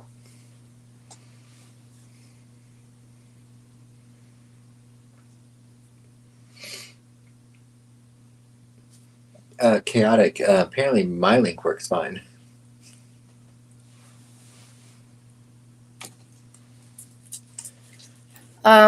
Let's see here. So Adam, I bought you a notebook. So I think it's because so I'm Amazon.ca. So when you open up yours, it would be Amazon.com. Right. But like when I'm on yours, but like when I clicked on your wish list, it took me to Amazon.ca. Right. See that? Right. So it takes you there, but then it's still telling you that you need to put in an address, right? Yeah. Yeah. When I just showed everyone my address.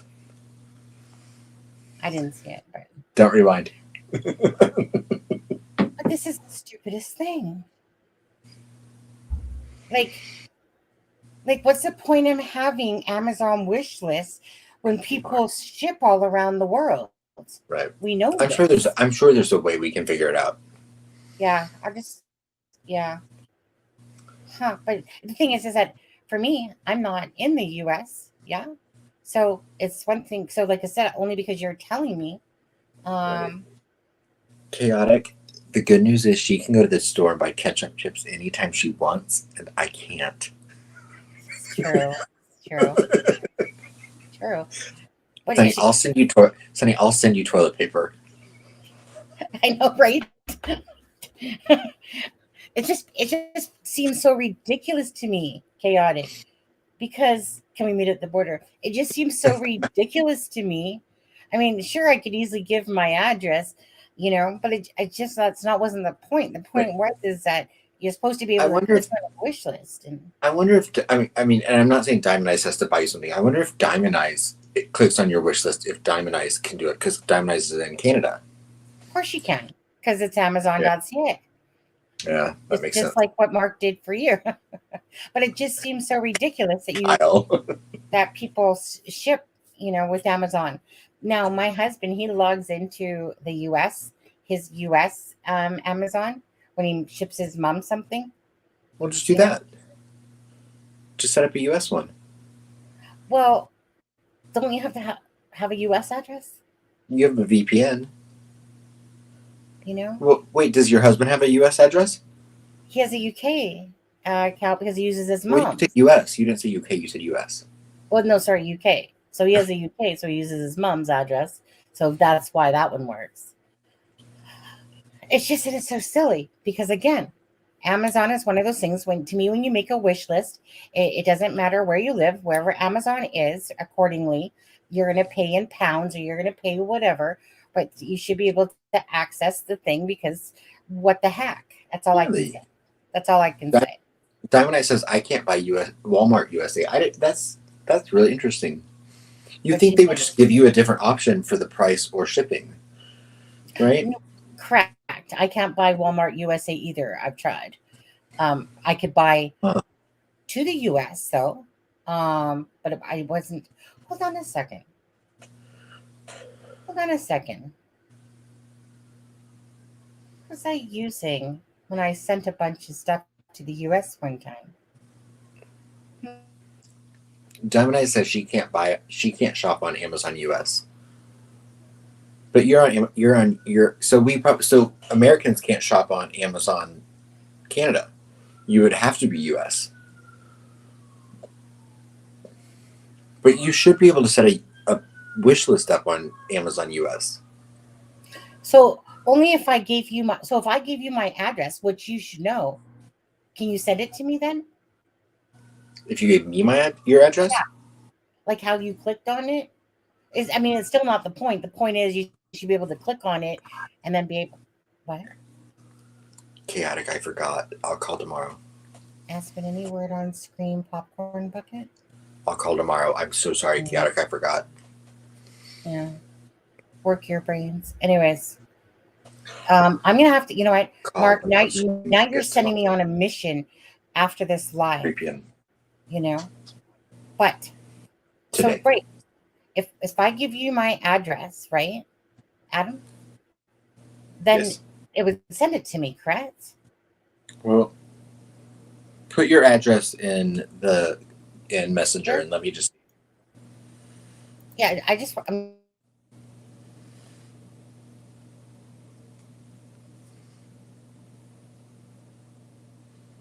Full name: Sonny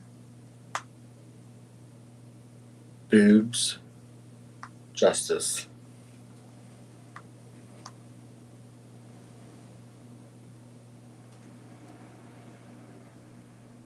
Where's Hawking being muted? No, you have to put Sonia Austin, silly man. Oh, Sunny Boobs Justice won't work. Oh, I see.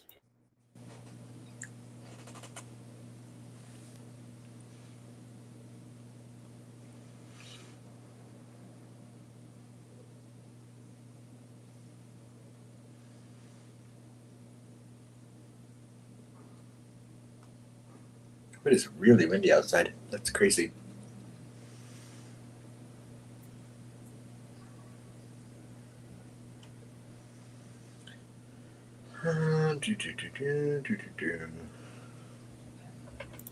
Yeah, no, I sent out a minute. But yeah, right.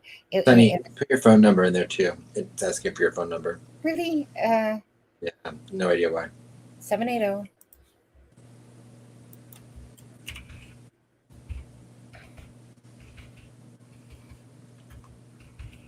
I feel like I'm trying to teach my grandma how to use Amazon. Even not you, but us. Like we're like boomers trying to figure it out. Yeah. Anyone trying to look up my phone number? Good luck. It's in Alberta. I've never changed my phone number since I've had it. I guarantee you this is going to work because it instead of giving me U.S., it says province or territory, and it didn't give me U.S. options. It only gave me British ones or Canadian ones. Okay. I mean, but that's not the point. No, I know. Right? Because you shouldn't have to give someone your address for them to send you something. He's in North Carolina, Mark. Yeah, Charlotte, North Carolina. Yeah. It was just the point of it. Right. Oh, phone number. You know.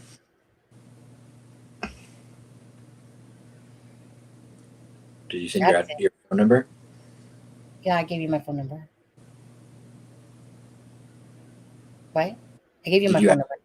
Oh, you did? Yeah. Not the birds bulbs here, are we? Didn't come through. Pardon? What'd you say? Come through. Your phone number didn't come through. Oh, if I hit send, it will.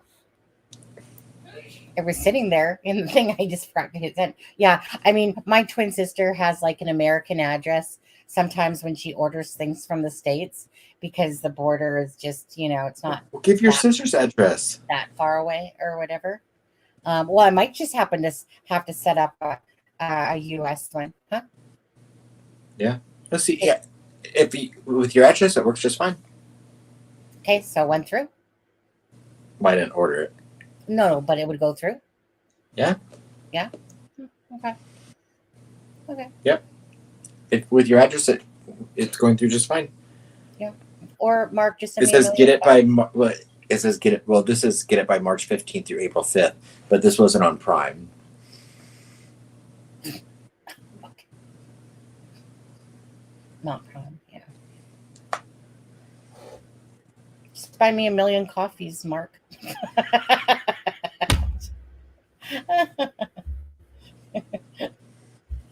Anyways, okay, I'm good with it now. I'll have to research it better. Okay, so obviously yours works fine, but yet when I scan it from the scan code up in the corner there, it doesn't actually take you there. The link does, right? But I think that's it. Anyways, I don't know. Why do things have to be difficult? Why do things have to be difficult? Why can't it be simple? Sunny. There you go. You're welcome. What did you send me? My booty slippers? No, I ordered you the pendulum. Oh, you ordered me the pendulum? I'll take a pendulum because this one's broke. This one's clearly broke. Here, let's see. Let's ask it anyway. Does Mark want to buy me a air fryer? If it circles Mark, it's yes, and it's if it goes back and forth, it's no. Let's ask this broken pendulum that he kept telling me that Nicola was still alive. Okay. Does Mark want to buy me a pendulum? And trust me, I'm not moving it. Okay.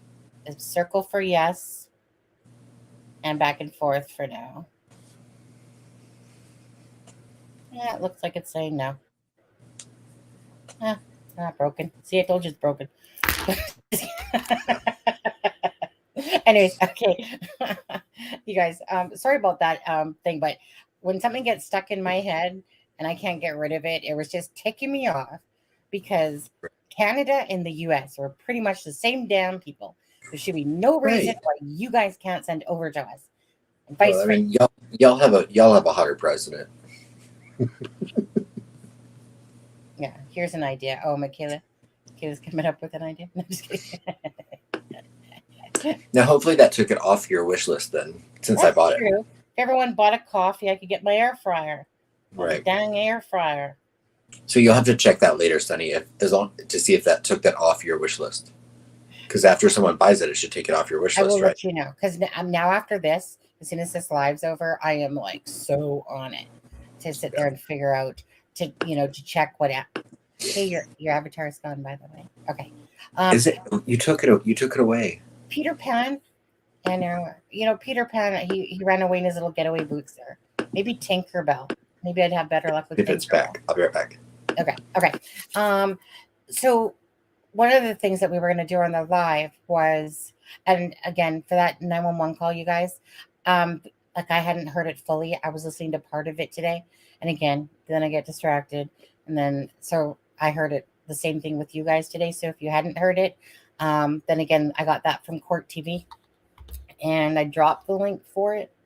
And I would, but I only have $1 in my account. Okay, I have a little bit more than that.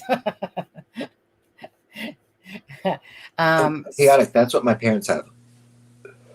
Sorry. It's like that big ninja thing. Yeah, but things including air fryer. Yeah, but I think that thing was like $500. Oh yeah, it was like $400 or something. Yeah, it's definitely at this moment in my life, not in my budget for sure. But one day perhaps, you got to start off like stepping stones. Yeah, almost. Right. Anyway, my parents for some reason have 3 air fryers, which I think is odd. One second. Molly.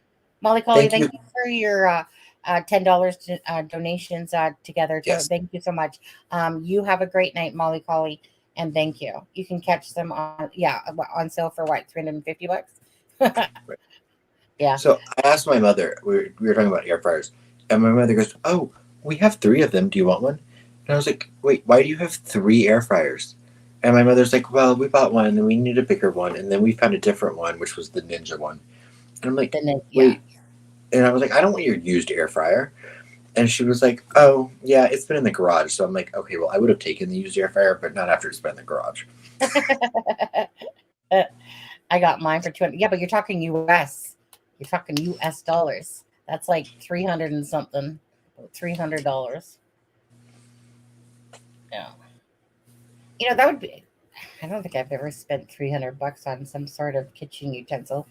To be honest with you, that's why bedroom utensils a different story. Yeah. Probably have spent that on that stuff for sure.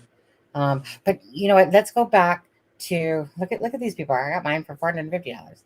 Yeah, can't say I've ever spent that kind of money on any. Maybe if I was this Chef Boyardee and stuff like that. But I hear so many great things about this air fryer. It's Lewis's fault, clearly. But yeah, I should probably just take mine from my parents' garage. You're right. Poor Mark. I know poor Mark. But the thing is, how would he know? Just like how would I know? I just thought that, you make a wish list and, you don't even think that the US and, have issues because that just it just seems so silly. But anyways, Mark said that he's going to go investigate. I'm going to play. Sunny, now you have to send me air chips. I will look. I will look for chips. I will look for the ketchup chips. Yeah, I will look for the ketchup chips. That makes me wonder. Okay, you know what? I'm going to play the clip of the one that we were talking about anyway, which is the one about Stephen Smith. Okay. Yeah. So this is a case that they reopened in Kmart. We don't even have Kmarts here anymore. We haven't had them for a long time. But I'm going to play Good that. night, Fibro. Who's leaving? Bye, Fibro. Night, anyone who's leaving. I know it's getting late. I know, yeah. So anyone that doesn't know, Stephen Smith's case, Stephen Smith was a 20-something-year-old openly gay Yeah. young man that was living in the same town as the Murdaughs. He was unalived on July 8th of 2015. And 2 weeks after the unaliving of Paul and Maggie Murdaugh, his case was reopened, and I'll let Long Crime explain it. Sorry. You're good. Yeah. Okay. So that's him. That's Stephen Smith, you guys. And while I'm playing this, I'm going to go beat up Amazon. Okay. Anyways, I'm going to play this, you guys. And again, this will give you the gist of, well, it will give you the gist. Okay.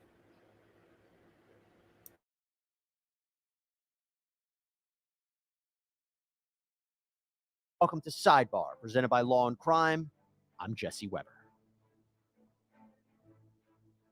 So as many of you know, we've been covering the Alec Murdaugh trial here at Law and Crime. The once prominent South Carolina attorney is on trial for the murders of his wife and son, Maggie Murdaugh and Paul Murdaugh. They were found shot to death on their family property on June 7th, 2021. Defense says he didn't do it. The prosecution's evidence is flimsy. And we've been doing a very deep dive on all of the evidence that's been presented. Did Alec Murdaugh murder his wife and son? Was it somebody else? Why did this happen? All these questions are eventually going to have to be decided by the jury. Thankfully, not us. We just analyze it. Not an easy question for the jury. And with pretty much every murder trial, there are, of course, theories and rumors on how the murder happened or who's responsible, how it was carried out. We're seeing it here. So one theory is that Alec murdered his wife and son, right? Well, another theory is one that Alec actually suggested to police in his interview on the night of the murders. Have y'all been having any problems out here? Trespassers, None people that, breaking in? none that I know of. The only thing that what comes to my mind is my son Paul was in a boat wreck a couple years ago, and there's been he was charged with being arrested for being the driver. There's been a lot of negative publicity about that, and there's been a lot of people online just really vile stuff. But when Paul's out and about, I mean, people routinely, I don't think I know the full story, so I don't think they give it to me. But I mean, he's been punched and hit and just attacked a lot. So, but I mean, nothing like this. Yeah. Any one person in particular or group of people? I don't know. That you could think of? Not that I know, no, sir.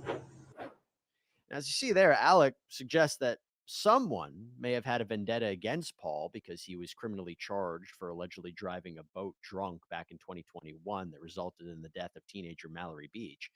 In other words, there were unknown assailants that may have came to kill Paul. Maggie was a witness, and they ended up shooting and killing her as well. Now, while that's not entirely clear, what is clear, and what you may have noticed, is that death seems to follow the Murdaughs. Paul and Maggie are shot and killed. Paul was allegedly driving the boat that crashed and ended up killing Mallory Beach. Their family housekeeper, Gloria Satterfield, slips and falls to her death in their home, but that's a story for a whole nother time. And then there is another story that we have barely touched upon, but it is important to discuss. And that is the death of 19-year-old Stephen Smith. So now let's go back 7.5 years ago. It's July 8th, 2015, and the police receive a 911 call from a man who found an unconscious person in the middle of a Sandy Run Road in Hampton, South Carolina. And it was revealed that that person was Stephen Smith. And he was not unconscious, he was dead. Now, the case was ruled a hit and run by investigators. After all, his body was found in the middle of the road. He was bleeding from his head. But here is where it gets interesting. There were no visible signs that he had been hit by a car. There was no bumper, glass, no fragments, nothing from part of a car anywhere to be found around the scene. Now, with Stephen's body, he had severe head trauma, only very few scratches on his arms, his legs. His shoes were still on. Blood was only found right next to his body, not along the road. Now, of course, this is pure speculation, but an obvious question would be, if this was a hit and run, do you think that there would be more damage? There would be more physical evidence. But the sheriff's department and the coroner were already on the scene and determined it was a hit and run. Now, the Highway Patrol, specifically a division that specializes in car wrecks, had a different take. Highway Patrol Officer D.B. Rowell scanned the scene and stated, quote, "I saw no vehicle debris, skid marks, or injuries consistent with someone being struck by a vehicle." He wrote this in his original incident report dated July 8th, 2015. The victim's shoes were loosely tied and both were still on. We see no evidence to suggest the victim was struck by a vehicle. So the sheriff's department claimed it was a hit and run, but the South Carolina Highway Patrol believed that this was the scene of a murder. You don't see that every day, that difference of opinion. But there is a lot more. Stephen's car was found 3 miles away from his body. The car was found broken down. The gas cap was off. So one logical conclusion would be, well, maybe Stephen ran out of gas and was walking down the road to go to the nearest gas station to get gas. Well, does that make sense? Well, one, he was walking in the opposite direction of the closest gas station. And two, he left his wallet in the car. Also, his phone was found on his body with battery life. So the question is, why not call someone to pick you up? Let's also go back to Stephen's body. The main cause of his death was blunt force trauma to the head. And as I said, it was ruled a hit and run. And that was backed up by pathologist Dr. Erin Presnell, who said she believed the injuries were consistent with being hit by a car. However, investigators asked Presnell if Smith could have suffered the head wound from being hit by someone with a baseball bat. She said no, but when investigators asked if Smith could have been hit in the head from being struck by a bat or another object that was held by someone in a moving vehicle, she said, quote, "Well, I guess that's possible. So was it a hit and run or not?" Now, you might be saying, what does all of this have to do with Alec Murdaugh? Well, the Highway Patrol continues to investigate the case. Stephen's car, though, was never dusted or tested for fingerprints or DNA because Stephen's death, as I said, was ruled a hit and run. The Highway Patrol tries asking people around Hampton County about Stephen. Many people won't talk about it. They seem to be shy to be talking about it. At least that's what the reports indicate. And eventually they speak to Stephen's mother, Sandy Smith. And she says that the rumor she keeps hearing, and let me emphasize that this is just a rumor, is that it was the Murdaugh boys who are responsible for Stephen's death. And after many interviews, more than a dozen people brought up the name Buster Murdaugh. Buster is Paul's older brother and Alec's oldest son. In fact, this is Alec talking a little bit more about Buster when he is interviewed during the course of the Paul and Maggie murder investigation. Do you have any other children?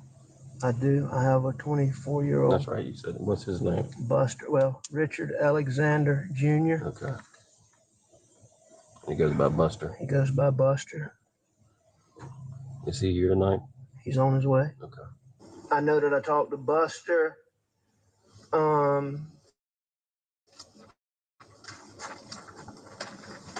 So I made a few phone calls. Okay. And where was Buster?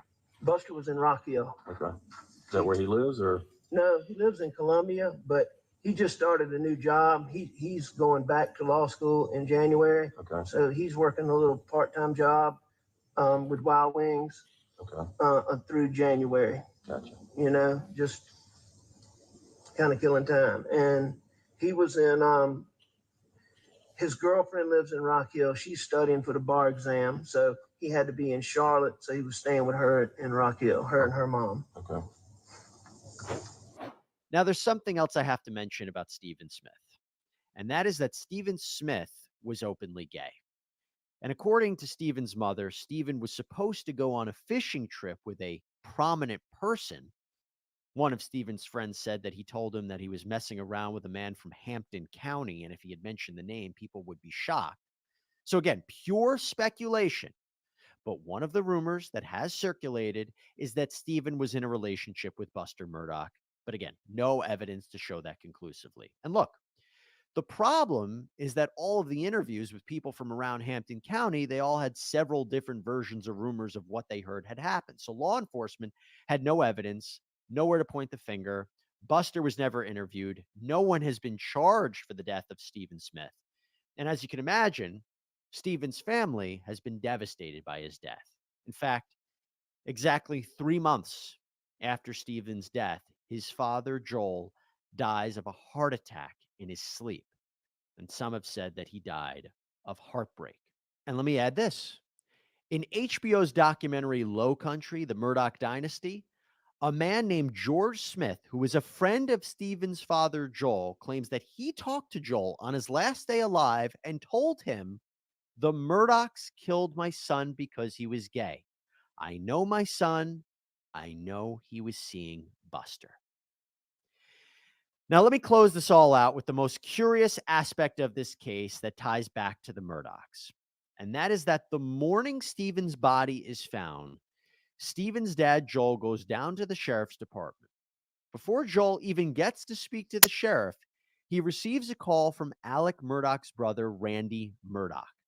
Randy offers to investigate the case. He tells Joel that he wanted the password to all of Stephen's electronics and social media accounts, and he tells Joel that he would represent him for free. Then Stephen's mother, Sandy, reportedly claims to have seen Alec and Randy at the crime scene about an hour after the body is moved. Why is this happening? Why are they there? What does the supposed hit and run of a teenage boy have anything to do with the Murdaughs? In fact, Alec Murdaugh's law firm is mainly a personal injury firm. So why are they willing to help Stephen Smith's family with a death investigation? The only question I'm asking, and I'm sure many of you are asking as well, is, are the Murdaughs trying to cover something up? And if so, why? As I mentioned, no one has been charged in connection with Stephen's death.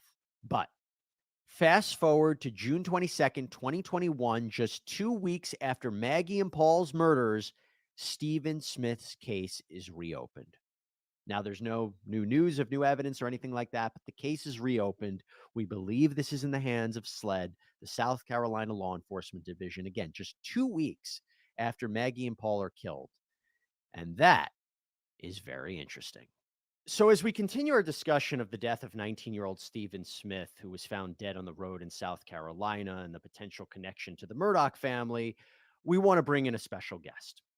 Joining me right now is the founder of Standing for Stephen, Suzanne Andrews. Suzanne, it is a pleasure. Thank you so much for coming here on Sidebar and talking a little bit more about this story. Thank you. The pleasure is mine. Thank you so very much. I'd like to start off with you telling everybody, what is Standing for Stephen? How did you become a part of this, and why did you start the foundation? After the murders of Maggie and Paul, there were a bunch of Facebook pages popping up about the Murdaugh murders, and Ashley Gandy, someone I did not know at the time, had posted a picture of Stephen's gravesite, and he did not have a headstone. It was just a plastic placard with his name, year of birth, and year of death, and this little ceramic cat. And as a mother of a 18-year-old, it broke my heart that at that time it had been 6 years that no one had helped his family get a headstone. So I was just led, for whatever reason, to try to get in touch with his mother, Sandy, to get her permission to raise money. I thought if we could do $2,000, that would be gravy. We've raised over $40,000. We got Stephen a headstone, as well as his father, who is buried next to him, that I did not know at the time had passed 3 months after Stephen from a broken heart. So we accomplished our goal, then some.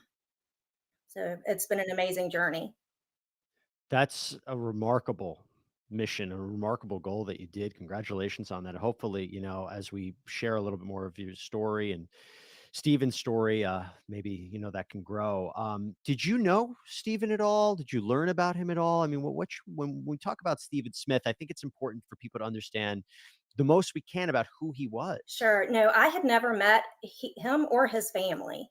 The first time I met his mother, Miss Sandy, was at Stephen's gravesite.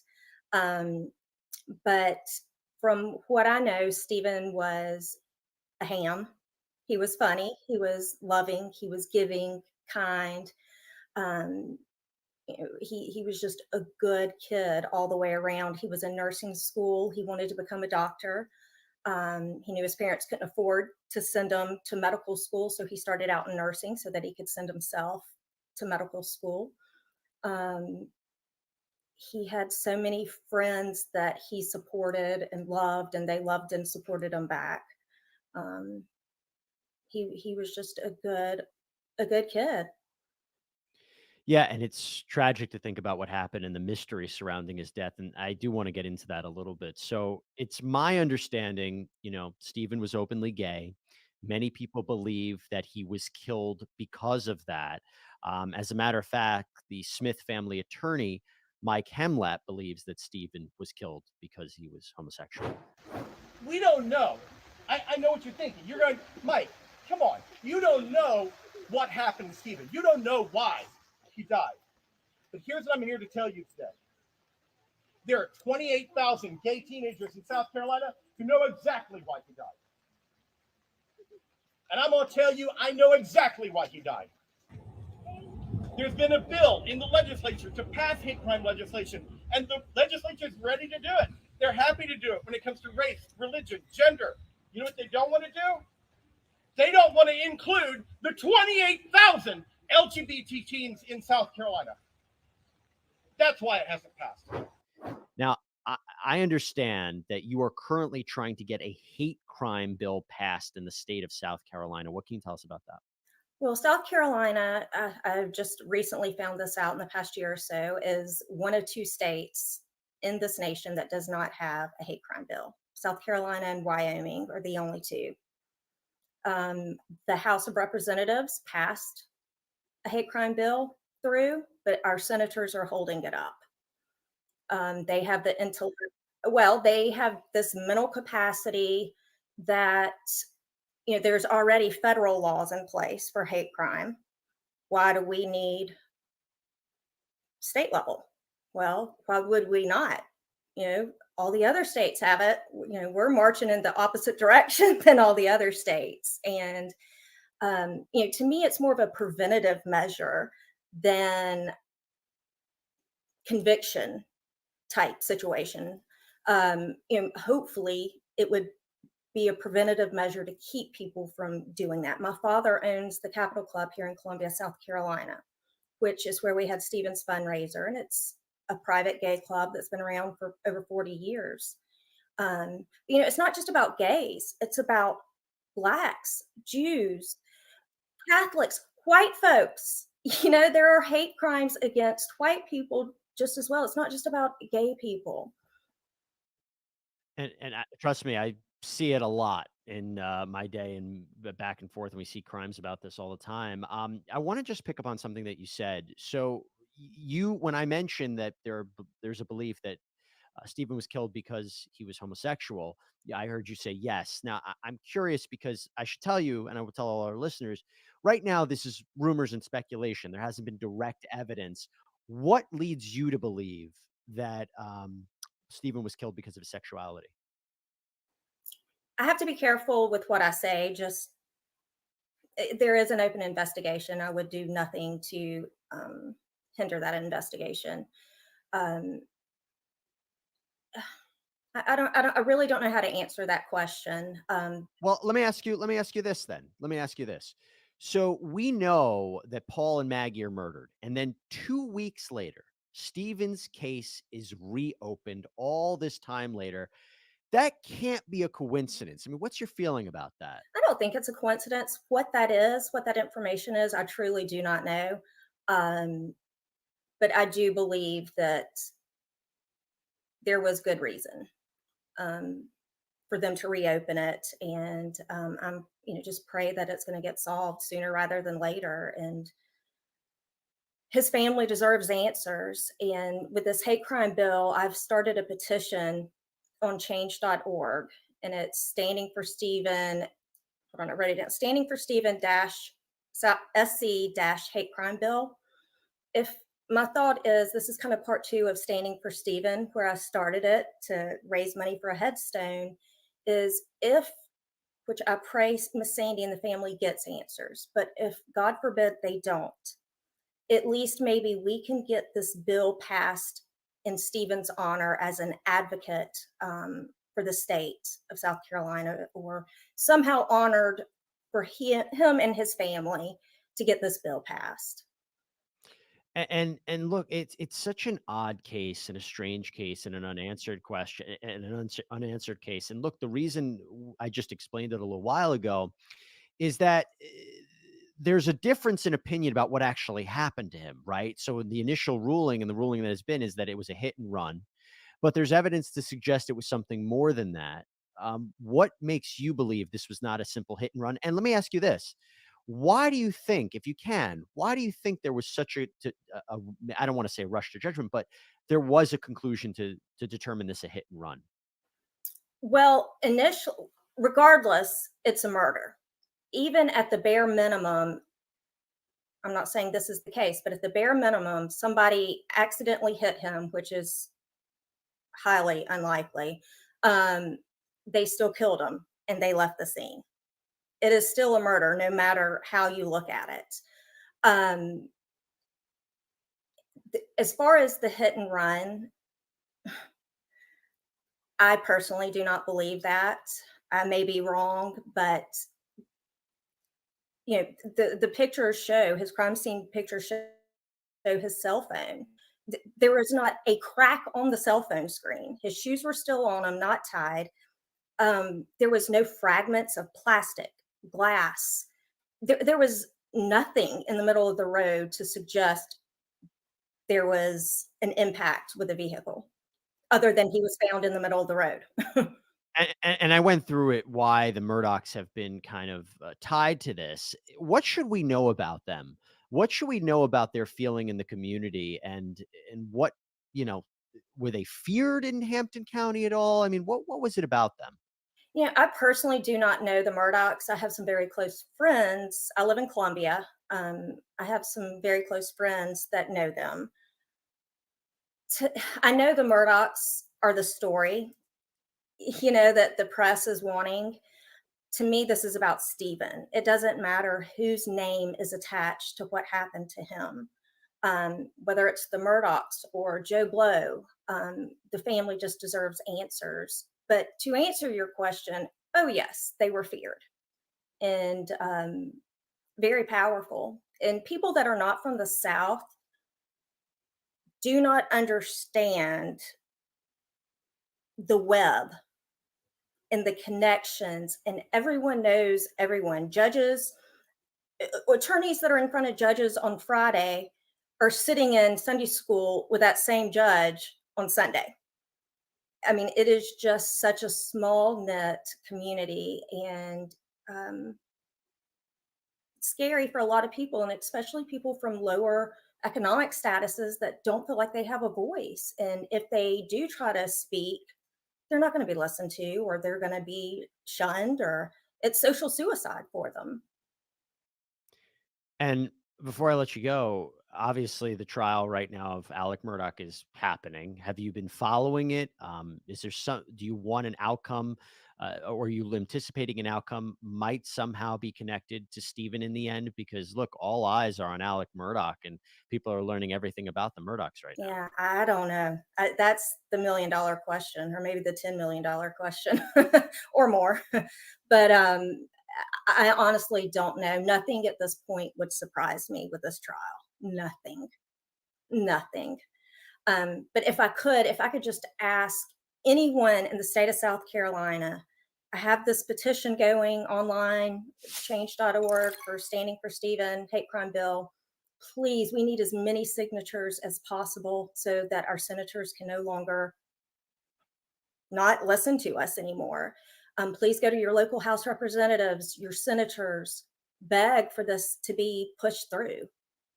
Not just, this isn't just about the hate crime bill and just about Standing for Stephen. It's about us as people.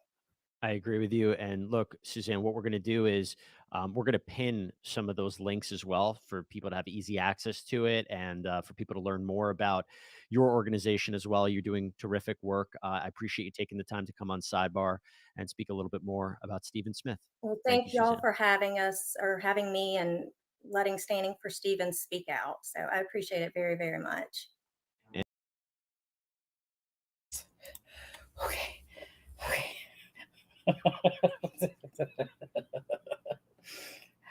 Okay. Adam, I can't hear you. Now I can hear you. Okay. Yeah. Okay. So, you know what? I'm not even going to lie to you. I was too busy focused on the Amazon thing behind the scenes that I only heard part of that. Okay. I was literally. You've watched it. I watched the beginning of it. And so, like I said, that they've reopened up the gift. Yeah. They reopened Stephen's case literally 2 weeks after Paul and Maggie's unaliving. And they specified that it was related to the Murdaugh case. So what that means, I don't know, because that was back in June of 2021. And it's now 2023. And there's been no updates about Stephen's case. But I predict that it's going to be the next chapter in the Murdaugh saga, if you will. Yeah. So I know that there's really nothing else to report other than what Law and Crime did a really good job of showing in that clip. But I would put a pin in it because I have a feeling that this case is going to come back up on the national spotlight. And my hope is that Stephen's family can get the justice that Stephen deserves. So, I mean, the things that stick out to me about it the most are, and I won't go on and on about it, but that this was ruled a hit and run, and yet there were no fragments of any vehicle left at the scene. There were no signs of a vehicle hitting him. He still had his shoes on, which for anyone that's studied a lot of cases, a lot of times when someone's hit by a car, they go out of their shoes, especially if they're loosely tied. There were no broken headlights, no fragments of the vehicle there. All of the blood was very concentrated, like it would be if someone had been struck by something. And I mean, I don't think it takes a rocket scientist to understand that this kid was hit with something, probably from a moving vehicle, but not by a moving vehicle. Well, I mean, we'll see. Right, we'll see what comes out of it since they're reopening it up, what it means. And sorry if I was giggling a bit, but I was. No, you're good. No, I get it. I was kind of watching chat there. So I think more will come to this case. I would just, like I said, we wanted to present it to you, but put a pin in it because I do think it's going to be the next big chapter in this case. Yeah. After Alex's trial is over. Right. Mm-hmm. Yep. I mean, we went well past the hour and a half that we thought we were going to do, didn't we? We were at 3 hours, and then thanks, Mark. And I think it was Miracle. I'm sitting there, you were talking, and then I was like, see, Sunny, I like your hair. I think the word was love, actually. Love. Yeah. I mean, even if he was struck with a vehicle, I mean, the kid's family still has never gotten the justice they deserve. So I think Stephen, deserves justice, and I hope his family gets the answers. His mom, if anyone in any interviews with her, I said it in the chat, but she gives me Jerry McClurkin energy so much, and I admire very few people in this world more than I admire Jerry McClurkin. And so I think Sharon Smith has some incredibly Jerry McClurkin vibes. Yeah. But like, don't you think it was strange that like the brother, Alec Murdaugh's brother, was like, I'll take care of this, like for you. And like, it's like, they're not even involved in like. Right. And it's important to know in that, sorry, I won't go on, but it's important to know in that too. Randy Murdaugh, who was the brother of Alec that Sonny's referring to, he's a personal injury attorney. Why would a personal injury attorney offer to give their services for free? Because that's how they make their money. Yeah, right. You know, I just feel like Alex Murdaugh is like everything always usually revolves around money in most things, and I get it. Do you want it, Mark? By the way, do you want here? Do you want some of it? Yeah. You're gonna mail it to him? Yeah. Just mail him some. Because some OnlyFans. I was like stuff obsessed. That's a better word because the other word was kind of like tame, but obsessed is a whole different ball wax. That's even better. So what was I going to say now? See, now I'm off. Miracle, it's very possible. Yeah. And this family has a long history of trying to control the narrative in every case they're involved in. Yeah. Netflix, anyone that wants to watch a really quick, like an easy deep dive into this case, Netflix just this morning released a 3-part series on the Murdaughs called The Murdaugh something. Whatever it was called. And then HBO Max has one as well that came out back in November. But both are incredibly informative. Yeah. But I was just gonna say that's what I was gonna say actually, till I got distracted by my own hair. Was that Alex Murdaugh? You know, people just get greedy with money.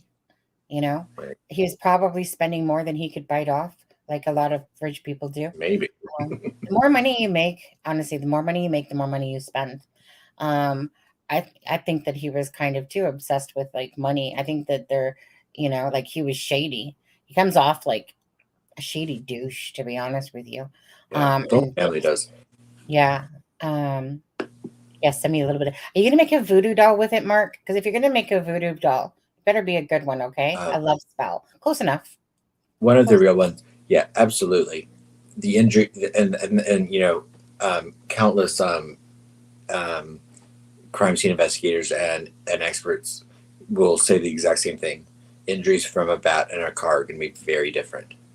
And everything I've seen points to this being a bat or some other blunt force object, not a vehicle. Right. So I'm just glad that they opened it back up because then it gives, you know, hopefully if there is something that they find, you know, did happen because of it, you know, and that because of this going on, now they're going, you know, we've heard a lot about this. So is there truth to it? Because, you know, there was the rumors of, you know, Buster and him together. But again, but that's all circumstantial. And I'm not going to go that far because I don't know. So I'm not going to accuse Buster of that because I don't know. But nope. But it's definitely going to be a case that's going to open up and become a bigger case. You can call into this show. Yeah. Should I call in this show?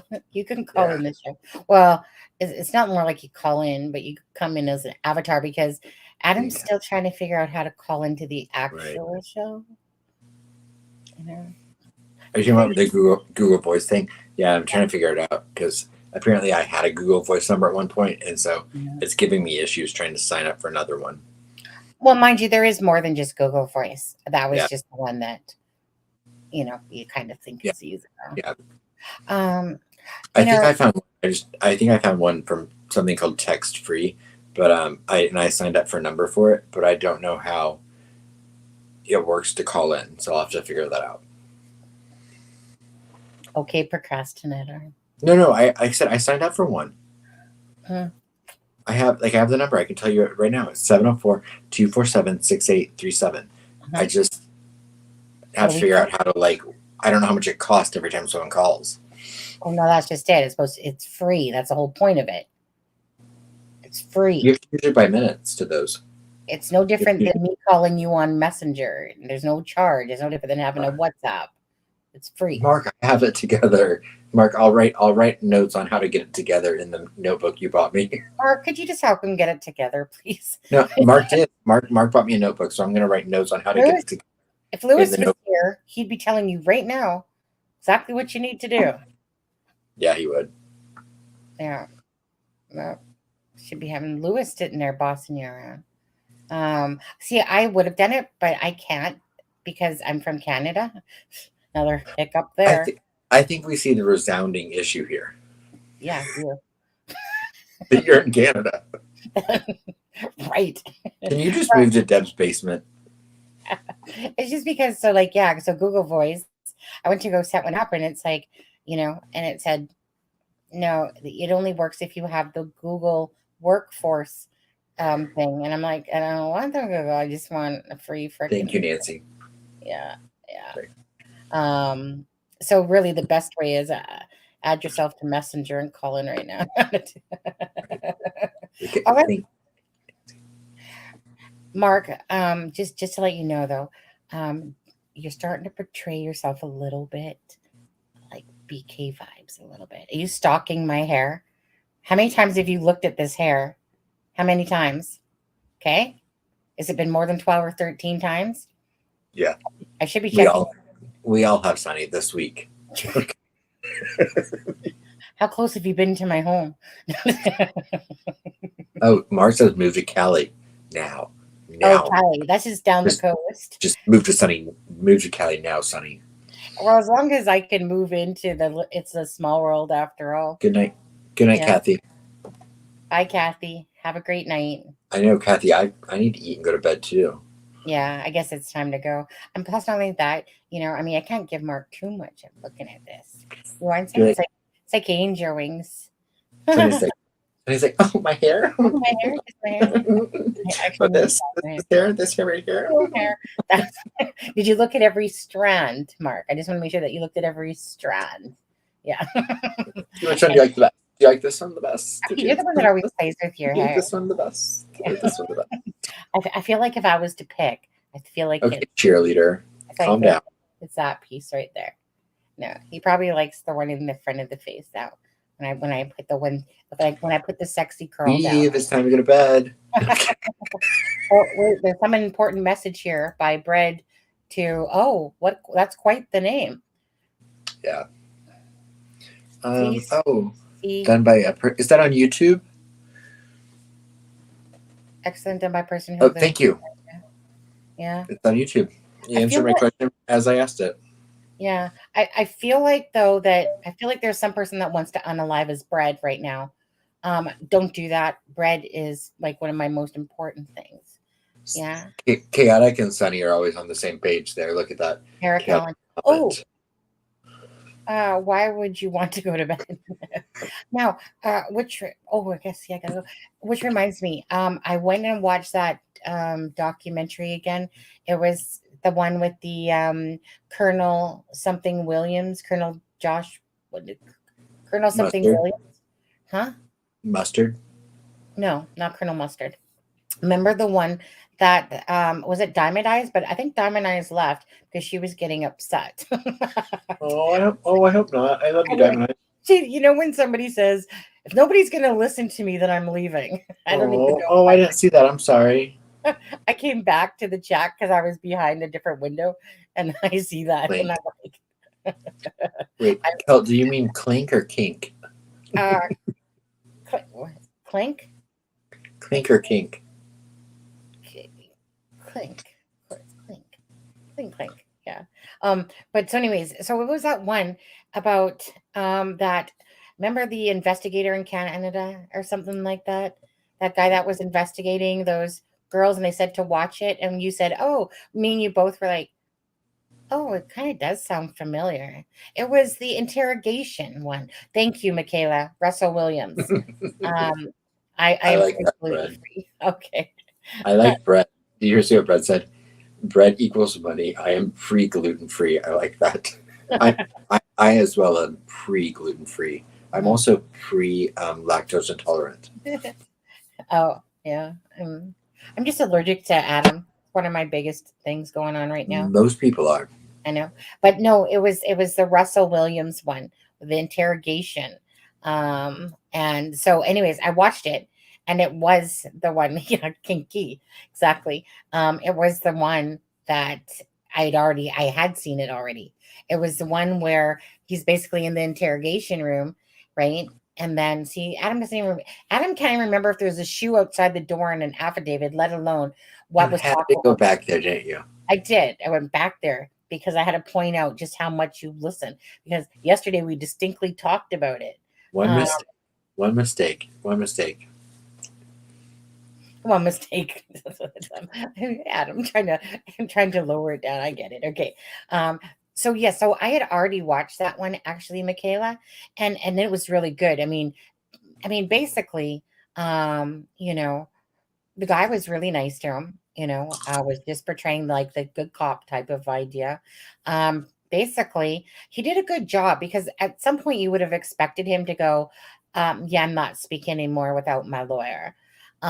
So basically, this colonel guy or whatever, and he unalived, like, no, sorry, two of them out of four. The first two, he broke into the house and he tied them up, whatever, used his body force, and then took pictures. And he had about 60 pairs of undergarments. I always loved this one. I know. Isn't it so cute when Adam thinks he's so sure of himself? And then all of a sudden this pie comes splashing in the face, and he's like, "Oh, okay." Hey, no one else is going to be sure of me, so I've got to do it for myself. And so, yeah, so we were just talking about that last night when somebody said, "Have you guys watched this?" And you literally said, "It does sound familiar." So bottom line is he fessed up and literally gave all the locations and that. And like I said, so at most given points, you would have think he would have said, "Look, I ain't speaking anymore to a lawyer," but he was just struggling there. He was like, the guy was being nice and soothing to him, and that's me. Like, I could easily get people to talk because when I'm literally talking with someone, I make you feel without trying because it's just natural, but I make you feel like, hey, I care, because the thing is that I do. And I would say, Does she make you all feel like that? yeah, maybe not all here, but it's because I have that warmth that comes across. And some people might not see that on here because I'm too busy saying, get a troll. Shut the hell up. You're wrong. But yeah, so some people just have a natural knack. You don't try to do it. Hey, Same, Kayla. Listen up, people. I'm going straight for a lawyer if Sonny interrogates me. I said same, Michaela. But the thing is that, yeah, so my best way of talking to people is always, but it's with true intent that I truly care to listen to their story. And I would have been like, like, buddy, like, honestly, get this off your chest, like, you know what I mean? At least cleanse your soul from in a sense. Beatrice. I'm gonna hurt Beatrice. She even looks at me the wrong way. No, but I really truly do. I get it all the time said to me. And when I get it said to me enough, I know. And it's because when people are really invested in what you're saying as a person, that you actually show that you care, it makes a huge difference. You can tell by somebody's body language and how they're talking to you. And that's why Alexa can tell us all about it. Yeah. That interrogator is an award-winning cop. Brilliant. Well, I guess that's how you would think of me. Oh, is he on the behavior panelist? Behavior panel had him on as someone they admire. Yeah. Okay. Well, I like again, the behavior panel. He did a good job as being the nice guy. Like, hey, dude, I'm just gonna give it to you straightforward. This is what we have on you. What would you like to do? And he's basically saying, look, I'm telling you that as soon as these results come back, and plus your footprints here and your truck vehicle, like, basically you're fucked is what he was saying. And so it's kind of like, so, we can make this easier on you. And you could just see all the guy really cared about was the fact that his wife's, that he said something like, the wife's home that she's always wanted that home, and that he didn't not want it torn apart, because of his actions. And all he cared about was about how his wife, what she would be going through if all of a sudden this place that his wife loves, that always wanted this home, them and going through it, ripping things apart. That's all he could picture. That was his motivation for speaking. He just wanted to stop that part of it, to start, because he was thinking about his wife. Isn't that just always absurd to you? You have to When send me that link. I haven't seen it. Yeah. No, but say it again. You'll have to send me that link because I haven't seen it. Yeah, I'll have to look back on my videos watched there. But yeah, it's a good one for sure. And he just got him to open up. And like I said, the guy was struggling.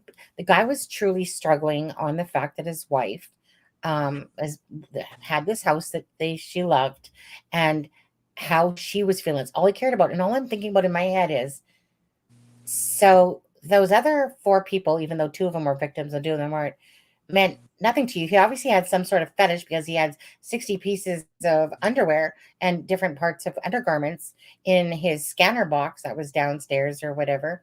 And Scanner box. a scanner, scan paper, scan. Oh, okay. Yeah. Sorry. And so, yeah, so all he cared about really was that part of it, it seemed like. And that's why he was fessing up. And it's almost like you could just see he was like, well, since I told you this, I might as well just give you this and that and this. So he did a really good job of the guy not saying. Tell us more, Chris Watts. Right. Right. I mean, when his dad went in there and was to Chris Watts, and then Chris Watts only kind of like partial. Dad. I don't know. But it always amazes me when they have all this love and care for their wife, and yet those other 4 females, like, it doesn't equate in my head. So, like even serial killers at SKs that are married, that they, marry, and the wife's fine, but yet they go off with this hatred towards females, but the person is fine that they're married to, and it's like a separation thing going on there. And it always seems weird to me how. Well, he just liked a little bit. Right? You probably liked it. Well, let me just choke you up, wife. Let me just see. Just a little bit right before you're done. Right? But yet this guy particularly cared about his wife and how mad she would be, how upset, what she was going through, and especially about the house. So that's what he kept saying. But anyways, good interrogation. Again. Yeah, I'll check it out. Yeah. So I think Deb sent the wind over. You should hear the wind whipping outside my window. Yeah, my feet are getting cold, to be honest with you, because the windows. It's 68 degrees Fahrenheit here, but it's wind. Like you should hear the wind. Oh well, this is 100% hot here. Oh. You're in Celsius, right? What's the temperature there? It's 68 degrees Fahrenheit here. I have no idea. Why don't you ask your phone? What degrees is it in Langley, BC? What's the temperature in Langley, BC? 26 degrees Celsius. Okay, so what's that in your conversion of Fahrenheit? What's 27? Yeah. What's 26 Celsius in Fahrenheit? 78. See, it's warm there. 78.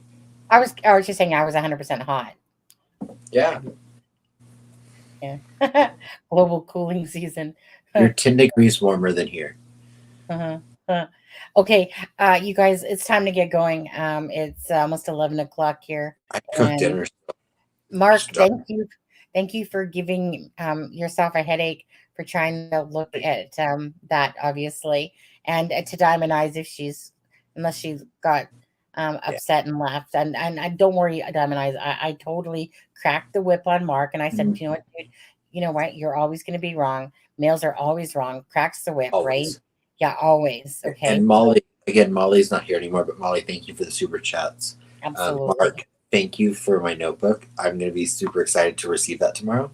Yeah. You got a gift tonight, Sonny. What? You Oh, got right. a A pendulum? Yeah. yes. Now, you know what, Adam? On your list, on your Amazon list, almost 90% of your list, no, maybe you could 70% of your list says out of stock. Out of stock. And there's no ketchup chips on there, nothing. So I guess I only get to see the It stuff. must be a Canada thing. Well, what basically I think what's happening is I'm only getting to see the stuff that's available in Canada as well.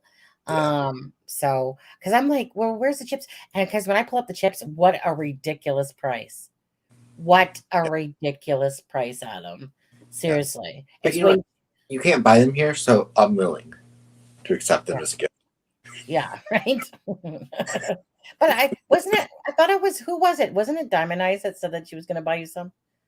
Alexa, I mean, several people have told me, but no one has. Oh, okay. You guys got to keep your word. You can't make break promises like that. Yeah. Anyways, you guys have a great night. Thank you so much for Right. joining us tonight. Um, I'm I'm pretty sure that I'm not going to do a live tomorrow. I'm pretty sure I'm just going to take the day off and Yeah. just I walk the talk. Yeah, I'm a walk the talker too. I mean, I try to be, and if I don't, like, there's probably some people in the world that are going, "Well, you didn't do." Yeah. I always try to be. Nothing. I would never intentionally. I'm a person of my word. You know, as much as I can remember to do. You know, and if I don't, it's just because honestly, that something slipped in. You know, whatever. But I intentionally always believe you have to be a person of your word. Don't promise somebody something and then not deliver on it. We're You know? both the same on that. Yeah, you know, and like I said, so if that happens, it's not because it's ever intentional to do that. But sometimes people don't understand that I get I have 6 different emails. I don't know. It's like the people they're like, oh sure, I'll do a live with you, and then you digit, Yeah. just whatever. Yeah. If But you anyway. commit to something, you should follow through. Well, it's about, you know what? It's about respect, right? You can't respect people that don't keep their words, not just once, because that doesn't, but you know, over and over. People But make mistakes, absolutely. it's no different than when people rate on Amazon. If you don't keep to be, you know, a good shipper and you're not keeping your word, you're going to get a low rating. You know, it's the same thing with people. If you can't keep your word and you're making promises you don't keep, that says a lot about you. Then, Can you imagine if I gave someone a bad haircut and then I was like, next time it'll be good? Austin's like, I never promised anything. Austin equals kid. Austin totally looks like somebody that I gamed with on RuneScape. Probably good. Yeah. Anyways, if you guys, again, if anyone wants to follow me on Twitter, Facebook, or whatever, just of course, the links are always in the description of this video. And obviously, I need to go relook at this whole Amazon thing for myself. Adam, you won't have a problem because you're in the US and that's where most of you people are from. So his Canadian now has a headache. And I'm sure Mark wants to take an air fryer and be like, whoosh, you know, and then take Austin says Austin equals beautiful man. Okay. Yeah. Beautiful people, beautiful people. No. Anyways, you guys have a great night. Thanks so much for joining us. And we'll Good see night. you on Friday. We'll see you on Friday. See you on Friday. Hey, Sunny. I always forget which way to go. Maybe. Okay, Adam, I'll see you on Friday. Okay? Once this gag comes off You know my what I'm doing face, there? I'll see you on Friday. Do you know what I'm doing there? No.